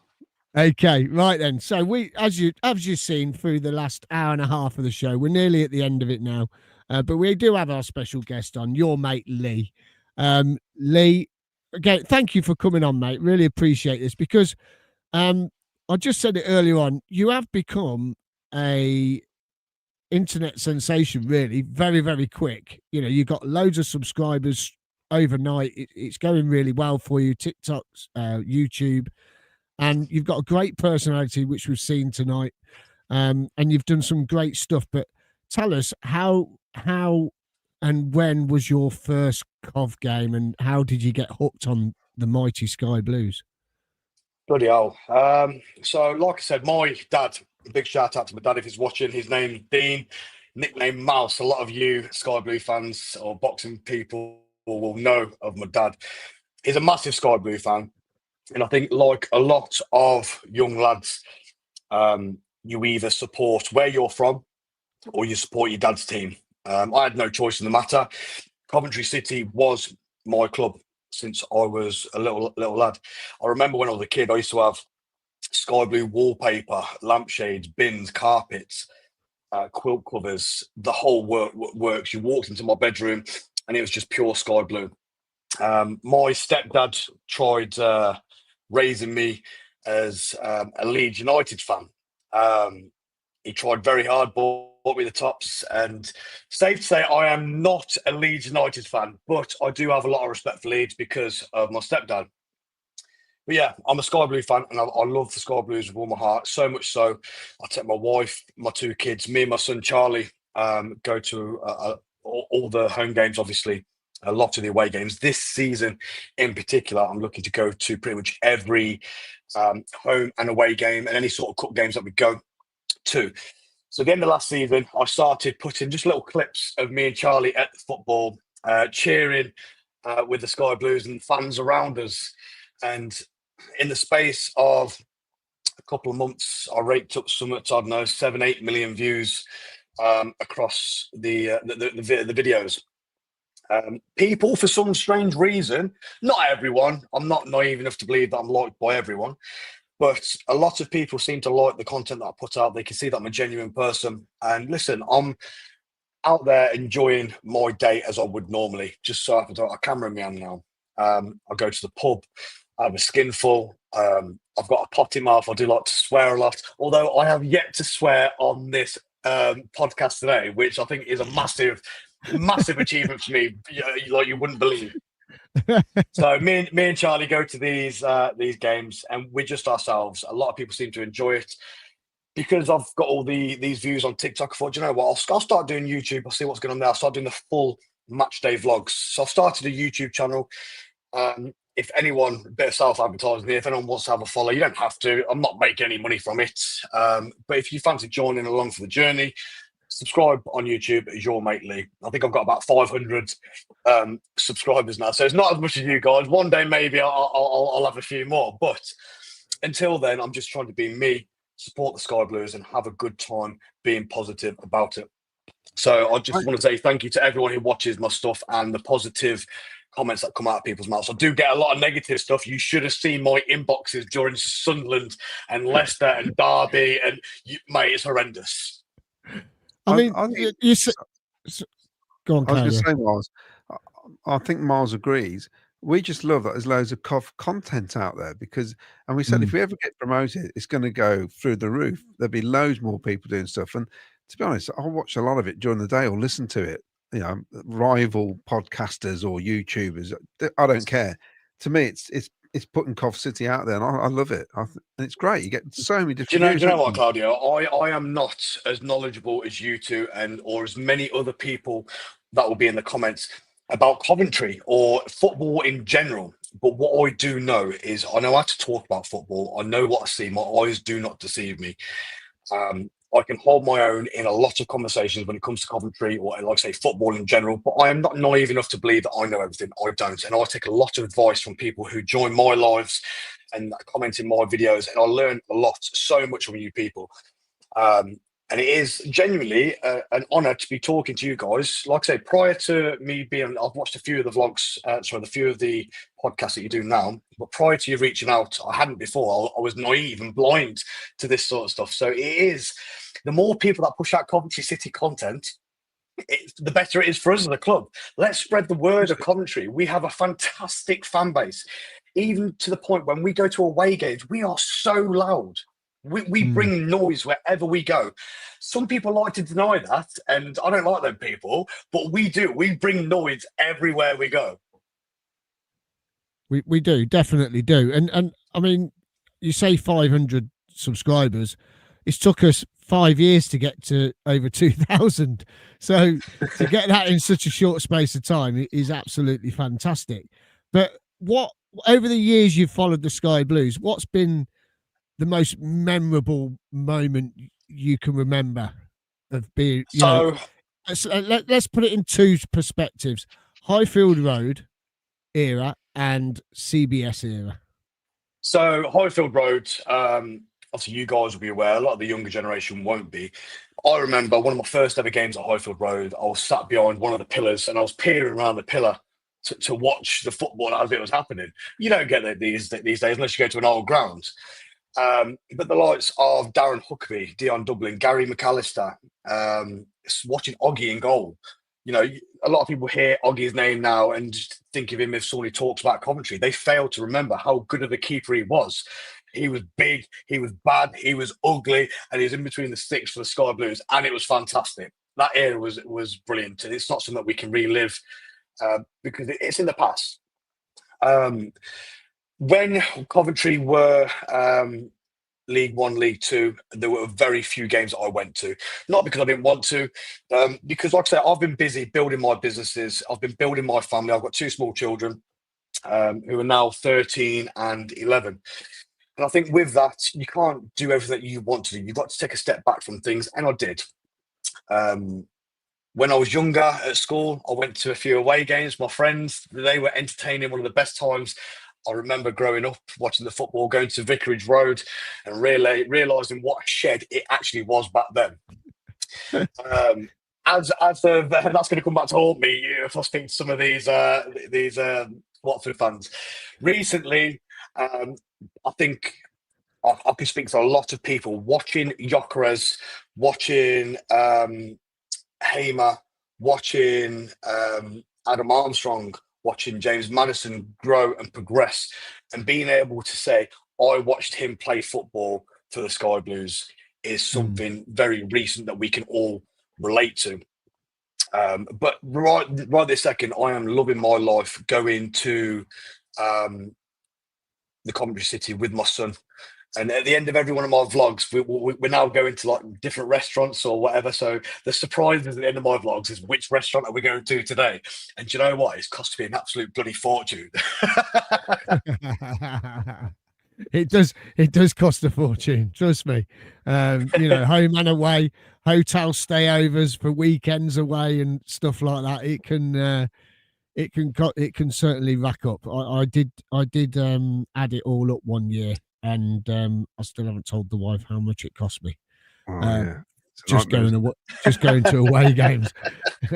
You got your food, you got your hotels, you got your beer, you got everything else on top of it, which is brilliant. But I mean, I'm with you. I mean, you know, you look at, you know, Victor signing for Arsenal, and you see him running around for Arsenal now, and you look at it and you go, oh my God, we used to watch him. He used to play for us.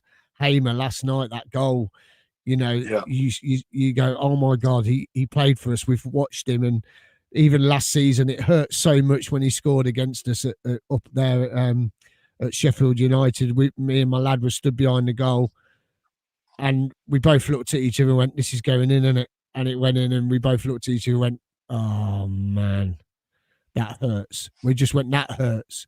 But look at the love that we've got for Hamer. Look at the love we've got for Hamer. Yeah. And there are people like Gyökeres and Hamer that we will have love for. They haven't done us wrong. And I will point out, because I do detest this person, Callum O'Hare will never get that level of respect from a Coventry City fan. Well, he's down here. What do you think? He's down here now. Look, I've moved him. He's down there, out the way. You just we don't care about O'Hare. He don't care about me. All I care about is Jack Radoni. 1 minute I thought you were going to swear, then I was just waiting to beat. No, I didn't. I thought he's done so well. I think with Callum, the thing that got me was the glasses, because that was for me personally at the time, that was our thing, wasn't it? Where he did the glasses at the Blues ground, and when he did that for his when he got introduced to Sheffield United, I thought that's badly thought out. That's just going to wind people up, and it wound me up. So I'm not going to boo him, but I'm not going to applaud him, and I'll just ignore him. You know, it wound me up so much. I went on a rant, and I got so much hate and saying that I was out of order and he hasn't made a mistake. He's made a better move. Well, he made a mistake, didn't he? Because he didn't get promoted. So... Don't bite the hand that feeds you. Exactly. He owed us another year, I said, Lee. Yeah. We paid him for a year. Yeah, we paid him for a year. He owed us one more year, that bloke. So, and he still takes pictures with wearing his handbags. I don't get that.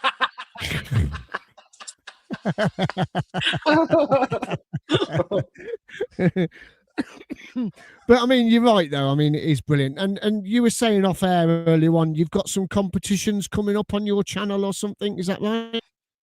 Yes. So for what it's worth, if people want to listen or enter, you don't have to. You're not obliged to whatsoever. But so far, on my TikTok, and I'm looking to be doing these on YouTube or Instagram or TikTok, I'm not sure yet. So the best thing to do is make sure that you're following and subscribed on everything. So I've already given away 3 Coventry City t-shirts, 2 homes and 1 away. And I've also gave away 2 tickets to the St. Pauli game. I realise that not everyone can afford the merchandise from Coventry. They may not afford to go to games or away games, or for whatever reason. What I'm looking to do is plenty more giveaways. And I've got 2 big ones that I've got in mind. I'm not sure how I'm going to work it. Excuse me. I'm not sure how I'm going to work it, but I am looking to kit out a young boy or girl in brand new football boots, shorts, tops, shin pads, socks, goalposts, corner flags, cones, the works. I appreciate that not everyone can do this sort of stuff, but there is needed more people that can give back to the community, back to the kids. I'm also going to look at doing another competition. So I do landscaping for one of my businesses called The Bearded Gardener, and we do a lot of landscaping work up and down throughout the Midlands. What I would like to, so this isn't confirmed yet, this is something I'm eyeing and toying up with the idea of. I am looking at doing a competition where the person who wins can have some sort of artificial grass installation in their back garden, where we'll dig everything out, install it correctly and professionally, line mark it all up, install goalposts and big nets so the balls don't go over to the neighbours, corner posts, footballs, all in aid of promoting Coventry City and promoting football to the younger generation. So these are a couple of ideas that I've got right this second. I have done these giveaways already before, but yeah, it's an idea, and I would love to know people's thoughts. Is this something that you think would work? Is it a good idea to help promote Coventry and the football for the younger generation? And how can people get in touch with you then to talk to you about this? Because Dave Sports Photos come on, he says he'd be happy to do some photos.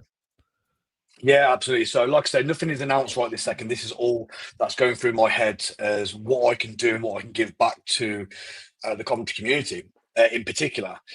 So I will be dropping videos on YouTube, and I will be dropping videos on TikTok asking for thoughts and ideas and how we can get something like this arranged, whether it be myself funding it, obviously it'll cost me a lot of money, or how can we get some sort of crowdfunding and get this installed for people where they can do it. Because you look at artificial grass, it would cost me absolutely thousands out of my own back pocket. I'm no millionaire, by no means whatsoever. I've just about afforded to buy myself McDonald's for me and my boy. But I do want to get involved in something like this and give back to the community. So follow me on TikTok, follow me and subscribe on YouTube. If you think these are good ideas or plausible ideas, let me know your thoughts on these videos when I release them. Brilliant. And then just let us know as well, because we can promote it on here for you as well and give it a big push. If you get some posters done, we can massively advertise it on here for you. So that's brilliant stuff. So yeah, that's fantastic. And Dave Sport Photos has said that he will come and take some photos for you if you need to. Brilliant. Thank you very much, mate. Appreciate that so much. There you are. That's brilliant stuff, that is. Right, let's get just some more housekeeping then before we go on to the we've got 2 more subjects to get through quickly. But first of all, don't forget, if you haven't bought your tickets already, get your tickets now. David Speedie, He is live at the Walsgrave Workingmen's Club, hosted by ourselves, Sky Blue Fans TV. We will be having a raffle on the night, a quiz night as well. There'll be a book signing, so you can order his book now on Amazon. Get your book, bring it along. He'll take a picture, he'll have it signed and everything for you as well. So please head into the description on YouTube or head over to Walsgrave Workingmen's Club on Facebook, or you can head over to our Facebook page. I did put a post out yesterday, I think. Then we've got the Tommy Hutchinson Sky Blue History Podcast. If you haven't watched it yet, head over there now. You can, if you're at work tomorrow or tonight, you can listen to it on Spotify as well. Just search Sky Blue History Podcast, and you can get that on Spotify. Or if you want to watch Tommy and previous episodes of the History Podcast, then it is in our library on our YouTube channel. And if you subscribe to the YouTube channel, $1.99 and $4.99, you will get early access to the History Podcast before it goes public. So you do get a few perks, plus also you get some stickers and things when you make a comment on YouTube. You can flash up your stickers. There's Sky Blue Sam, there's Frank Lampard, there's Jimmy Hill, there's all sorts. And you will get exclusive early access to the Sky Blue History Podcast. If you want some coach travel this weekend, excuse me, struggling now. If you want some coach travel this weekend or any other away game, head over to ccfctravel.co.uk. Their prices are fantastic this season. Just head over, have a look. We are waiting for a new poster. We are trying to sort that out. And also big parking. If you want home parking or away parking, coventryparking.co.uk. Right. Claudio, let's get a few comments and then we'll get on to the last two subjects because we're nearly at time. Paul Stratton says, with respect, Lee, our wingers will be man-marked on Saturday and will outnumbered in midfield. JJ Petch, the amount of times De Silva made an overlap and Mason Clark ignored it and ran into a player was multiple times. It's probably where he got pulled off, to be honest. Nicholas Coleman, KKH with his talent needs to play. If he only becomes a bit part player, his head will fall. Finn says, just like Mars, I'm not feeling it this season. We seem off it. Oh. Nation Radio, Tony says it's going to be a 1-1 draw. Nicholas James, well said, Lee. Always have to be positive about our special team. Love our boys. They would run through walls for each other. We win 1-0. Sean McLaughlin says they'll park the bus, but we'll nick a win. So we're all very positive. West Trucker says 2-1. So there you go. Steve Logan, I think Raphael would come off the bench and win the game for us. Come on, City. Match plot. 2-1 Coventry. Derby won't make it easy, but they've struggled to get chances themselves. Anthony Pettifer, we will win. That's near enough, isn't it? It's good to see so much positivity. All right. Loving the work, Lee. I can't help but notice a bit of a Brummy twang. Do you have any connections to Brum? Not a chance. I am insulted, extremely insulted. Although I get told a lot when I go abroad. I get told I sound like a farmer. Sometimes I can hear that, but never a Brummie.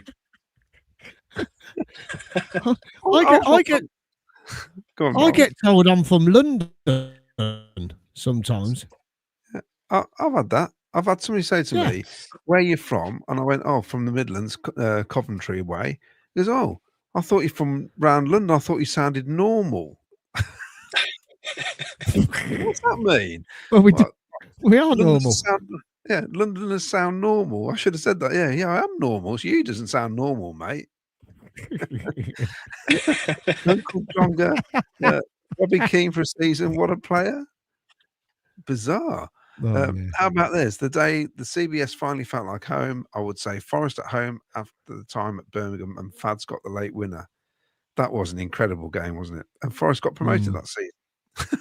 Yeah, they were. They were bottom of the table, weren't they? For ages, yeah. Nicholas James says, Gus and Vic will always be part of our Sky Blue family. They love us still. Gus still comes to games. I wouldn't be surprised to see Vic coming to watch us when he's free. Yeah, well, he's got a connection with somebody at the club who's bound to get him up there. Lee Beckett says, Lee, set up an Amazon page with the products you would like to give away, like goals, footballs, boots, nets. Good idea. I didn't know you could do that. Can you do that? That's good, isn't it? Yeah.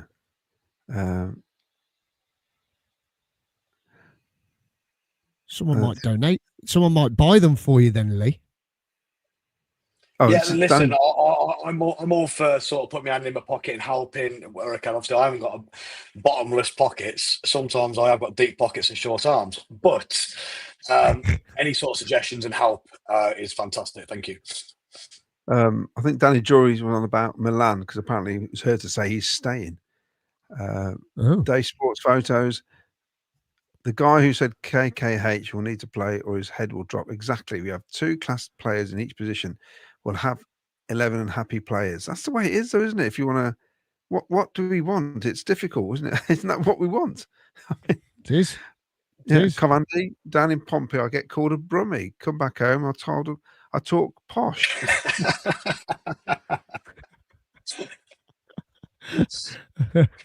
That's brilliant, Cov, love it. Absolutely love it. All right, Miles. Yeah, right. Just going to give this another plug. If you see this unofficial calendar, it's brilliant. It starts from August. It starts from August. I'm going to go right back now. But basically, Neil Jacks has made this on his Facebook page, and you can get one of these off him. Just message him, and it's so cool because he's put us there. Look, Sky Blue Fans TV, and he is going to put Sky Blue Fans TV on. I'm just covering that because I need to, and you'll know why. But he's going to put Sky Blue Fans TV on the rosette as well. But he has got other podcasts on there and everything all the way through the calendar, and it starts in August, and it just tells you what's going on this month. And the funny thing is, he's got in September the 29th, the new away shirt is released. It's already been released. I think that means that they're going to release ones that are properly made and properly fit for people that are moaning about the sizes. And they're in the superstore. Yeah, you know what I mean? And they're in the superstore. And then he says people will. It's a brilliant Mickey Tate, and he says shirts will be returned as they've got Cardiff badges on them. But it's absolutely brilliant. It is really good. If you want one, head over to his on his Facebook, Neil Jacks, and it's brilliant, absolutely brilliant. It goes all the way through to next year. And thanks for Sky Blue Sam Funko Pop as well. I love it. It's brilliant because I used to be Sky Blue Sam. Did you actually? Yeah, I did. Yeah, at Highfield Road. I've got some bad memories of Sky Blue Sam at Highfield Road. Oh no! What did I do? What did I do? This isn't a Greg Wallace moment, is it? What did I do? Sorry, Uncle Miles. I'm sorry. Oh, brilliant! Right then, just a quick fire question on this one then. Just a quick answer on this. Claudio, you first. What did you make to the draw Millwall away in the next round of the cup? Well, I'm buying a ticket. I just wish it was closer, or at home. Basically, it's just an awful place to get to, and midweek's a nightmare, isn't it? You know, it's just rubbish part of London to get to. So if it had been North London, not so bad. But yeah, could we end up being a day off work? If you think you could have had Brentford or someone like that, that would have been nice because that's this side of the M4, just at the top of the M40. That would have been a nice one. But yeah, Millwall away is a bit meh. Lee, what did you make to it? Easy win for Sky Blues. Third round, here we come. Oh, wouldn't it be nice? It would be nice to get a little cup run going in this competition, wouldn't it? Oh, without a shadow of a doubt, yeah. Or Claudio, yeah. I mean, yeah, I like winning games. Why wouldn't you want to win a game? I don't think that's bizarre that people go like the night, oh, I don't care if we go out. Oh, well, I know that we've got Millwall coming up soon, haven't we? Not so far away in a league fixture. Do we know when the dates of the round 2 is going to be? Because do you remember, was it last season when we played Sheffield Wednesday in the cup and at home and away, like quite consecutively? I'm just going to look at my new calendar. Hey, it's the bank holiday week, isn't it? 26th of August. Yeah, that's the second round. Yeah, 26th, 27th. I think we're playing on the 26th, and then we've got Millwall. Oh, we got Millwall. I'll have a look now. On my new calendar. There you go. Look, we got Millwall on Wednesday, the 1st of October, away. There you go. There you go. Quite close again. Yeah, quite close. A month of each other. So, but yeah, a bit of a pants draw, really, wouldn't it? It would have been nice to get a Premier League team, wouldn't it, Lee? Do you reckon Brentford or someone like that? Would you like to be knocked out of it quite soon? I don't think the momentum would be behind us if it's round 2 and a big team. I think it's just an easy exit for us.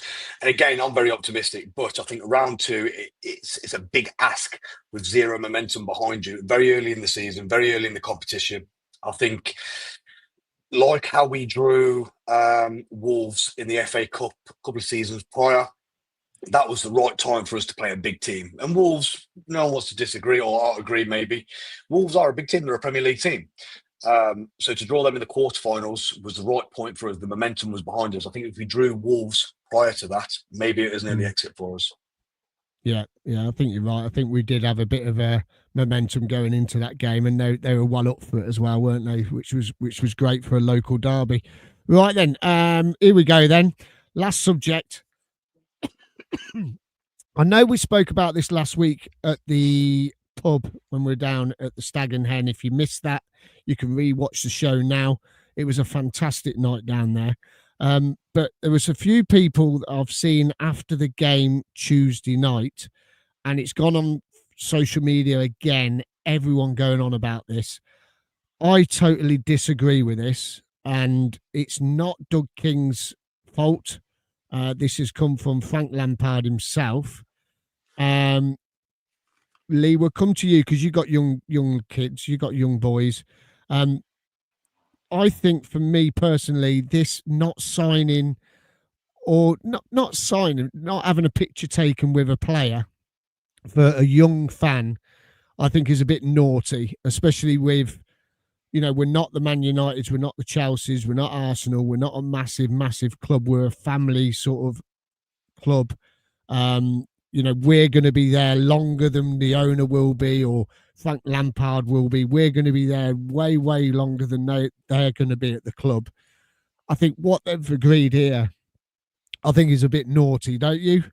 So, having pictures taken. So the way I look at it is a bit of a double-ended barrel.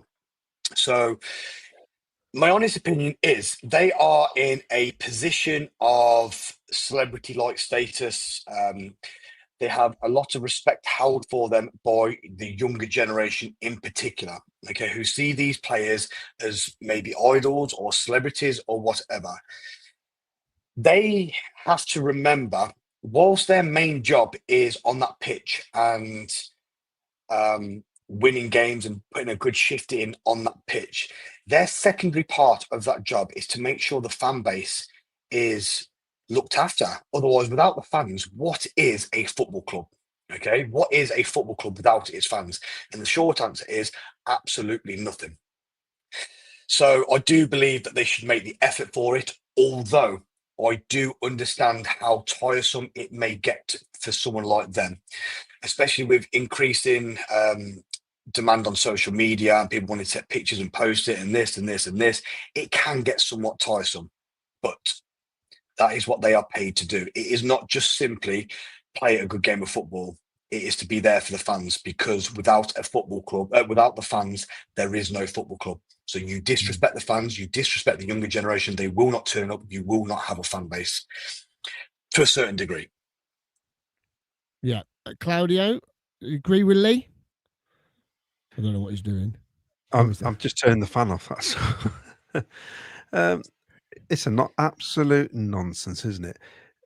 You're not going to sign every autograph and not be able to have every picture, but you're not telling me you can't have maybe one or two. And like I said the other week, some kids might miss out, but then they might think, well, I'll get one next time. But to just put a complete blanket, no, it's not going to happen, bit extreme.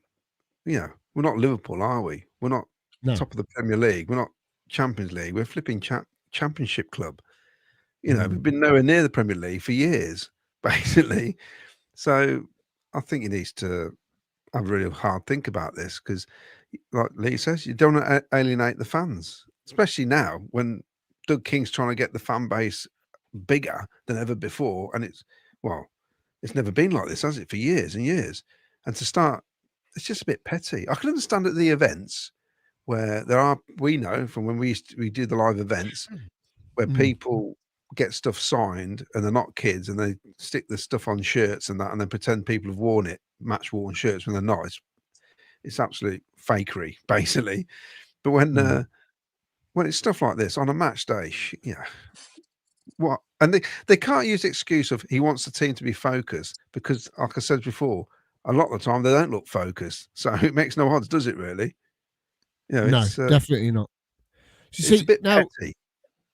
I think it there's a way around this, and you said about adults having shirts signed to flog them off and all that sort of thing. Yeah. The way around this is that the players only speak to the kids. Yeah, that's it. If an adult is trying to get a shirt signed, if the kid isn't wearing the shirt and they're asking for a shirt to be signed, it's an adult shirt or whatever, because you can tell that an adult compared with a kid's shirt. Then perfect solution. Yeah, and if it's a kid, fair enough, that's it. And the kid's wearing it, and he wants his shirt signed, or the if there's a like my friend in the Isle of Wight, Robert, who's he's got a disability. He loves having his shirt signed for him because it makes him feel wonderful, and he loves having his pictures took with all the players. I think that's the way around it. Kids only. And I think the club now, something needs to be done, because I've seen loads this week on social media, and I was getting a bit, I can't wait for Thursday's show because I want to talk about it again. And Jack in the chat, he said, oh, not again, are we? I said, well, yeah, because it's all over social media. People are complaining still about it. So something needs to be done. And if Coventry City are watching, we know you watch, please, please, please sort this out. Even if it's just after the games, even if, not before, if it's just after the games, go and have your picture took with a kid, go and have sign their shirt that they're wearing, because it means the world to them. And like you say, Lee, these kids look up to them. We look up to them at our age, don't we? But I think we're a bit old enough and ugly enough to appreciate what's going on. We don't need to have pictures with them all the time. We don't need to have autographs all the time. I would rather stand there, say hello to. Bearing in mind, I've met lots of past and former. Can I just give a big shout out to a friend of mine, Scott Harding, and his dad, Steve Harding. They run the Bedworth and Nuneaton Coventry City Supporters Club, and I'm privileged to be part of that supporters club. Through them, I have met Frank Lampard, Hadji Wright, Ellis Sims, Gustavo Hamer, Victor Gyökeres. I've got signed stuff. I do know that they have big queues. I know that Frank Lampard at events like that, like you previously said, it's a good idea to put a stop to them, because too many people are queuing up. It's taking too much of the time, and ultimately they're going on to say that they've sold them for whatever. But this is about the younger generations, for the kids. I don't want any autographs. If I want to, I don't. I want to see the team do well, and I want to see a big smile on my son's face. And I think I speak for a lot of people. We want to see them do well, but ultimately going to the CBS and seeing Coventry City is a day out, home or away, is a day out. We want to have a good atmosphere. We want to have a good connection and relationship with the club and with the players in total. Definitely. And they do have to have, I think you've got to keep this going. I think you've got to keep that personal touch going. And like you, Lee, you've met the players, you've met managers and things like that at certain supporters clubs. And we've said it on here. I've said it time and time again. I've been lucky enough to sit on a stage and interview lots of them. and it's been extra special. And for kids, I think it is so special. I'll give you an example as well. Kimberly Owen, her little lad, Jet, he had a picture took with Ben Wilson. Ben Wilson picked him up, had a picture took with him, and every game, Jet went down to the front, down to the where they come in before the game, and he used to go and see Ben every single game. And Ben used to stop. Even he's had millions and millions of pictures with him. Used to stop, talk to Jet all the time, constantly. Yeah. And Jet had the picture framed and gave it Ben. And I know Ben's got that picture. And Ben appreciated that. And I think that's special. And I think the club really need to look at this. And please let the kids have a photo with the players. Please let them have a photo. Don't forget the kids. Do not forget the kids. Yeah, don't forget the kids. Really don't forget the kids. Right, a few more comments then, because we've kept Lee long enough. We've gone over. And I know he wants to go and finish his McDonald's. I listened to CWR interview, says Pagagon. He said at the end of the game, it's up to the players what they do after the match. All players, no matter what level, should engage with supporters. They wouldn't be in the privileged position. It's I never like it when people say the players can do what they want, because to me, that sounds like they shouldn't be doing it. It's, they can make their own mind up, but not really. Janet says, we should do what we used to do at Highfield Road, have an open day so the kids can get all the players there. Frank Simon had photos on Saturday, and so did players. Years ago, they do that now, but there's so many people go. I've been told, unless you get near the front, you got no chance. It's just one day, isn't it? They probably should do more events. I don't know. And Cooley says, I think we're going to capitalise on this rule and create new revenue stream by creating more events or open training sessions when fans can specifically come to get their shirts signed. It's very difficult, isn't it? I still remember the thrill of standing outside players' exit at Highfield Road, says Dave Sports Photos. The player would come to the gates to sign an autograph. It really matters. I've still got my autograph book somewhere. I've definitely got my autograph book. Ian Courts, hasn't Frank on CWR said it's okay after the game? I might be wrong. He kind of did backtrack, yes, but Wayne goes absolutely spot on, Miles. The adults had their time as kids. Let the kids have their time now. Anthony Pettifer, when I was a lot younger, I enjoyed waiting at Highfield Road for the players to emerge after the game and get them to sign my autograph book. And like I said, they'd only sign probably 2 or 3. They wouldn't do them all, but you just feel like you might have a chance of getting an autograph or something, or a photo. Daniel Burton, true. We know kids look up to players and they want their photo taken and signed autographs. Brilliant. I think I'm there, Miles. That's it. Brilliant. So that's absolutely fantastic. So many comments tonight. And Lee, thank you so much for joining us. It's been an absolute pleasure having you on. Have you enjoyed yourself tonight? Yeah, mate, honestly, listen, I am genuinely a nobody. So being asked to come onto a platform and speak with you two is an honor for me. So thank you very much for having me. And if ever you need someone who doesn't swear a lot on here again, give me a shout. Most definitely. Well, you did it. You did it. I did it. I absolutely did it. You did it. But listen, no, you are. Listen, we always have people on every week, and whenever you want to come on, if you want to join us, by all means, because we're not always going to be all of us here. We're not, always going to be a few men short or person short. So if you ever want to come back on, you're more than welcome anytime. And when you do your charity stuff, if you want any help plugging it, just send us posters over. We'll get them on the channel and we'll get them promoted for you. So good luck with that as well, which should be good. Thank you very much. No worries. And everyone, if you haven't already, please give us a like and subscribe. Don't forget, you can click the bell as well, and that'll give you notifications of when the channel's going live. It all helps the channel. If you can, please click that like and subscribe. It would be really appreciated. And thank you so much to everybody tonight that has contributed, has subscribed to the channel, that has donated money tonight. Absolutely brilliant. Keeps us going. keeps all the subscriptions going for us, which is absolutely amazing. Claudio, you enjoyed yourself tonight. You're not coming on Saturday. You're banned from away games. Yeah, an awful track record last season. Well, I'm doing the live show at 3:30, aren't I? So hopefully, might catch you in the car or something and get you on live while you're travelling back after a healthy 3 points. Yeah, we'll have to see how the body feels after, because I've not been well all week, have I? So let's just see how I feel after the game. And I might get the energy to come on. We'll have to wait and see what happens. But thanks for coming on, mate. Absolutely brilliant. And thank you again to everybody that's been watching and commenting. We wish we could go through every comment, but we'd be here till midnight. And Lee, once again, mate, thank you so much. It's been a pleasure having you on. Thank you very much, mate. I really appreciate it. No worries, and keep up the good work. Don't forget to drop me a sub on YouTube as well. Your mate Lee, you can see the name there. Don't forget to subscribe on there, mate. There you go. That's how you can get to Lee. Get on him on TikTok as well. And he's got some great stuff coming along. So a big thank you.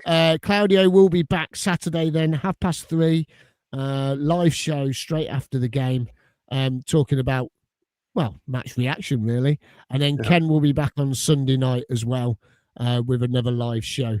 That's it for all of us. And we will see you Saturday. If you see us at the ground, I'll be doing some interviews. So look out for us. And we'll get some little interviews out there, and we'll cheer the Sky Blues hopefully to their first away win of the season. Big play up, Sky Blues. Play up, Sky Blues. Sky Blue Army.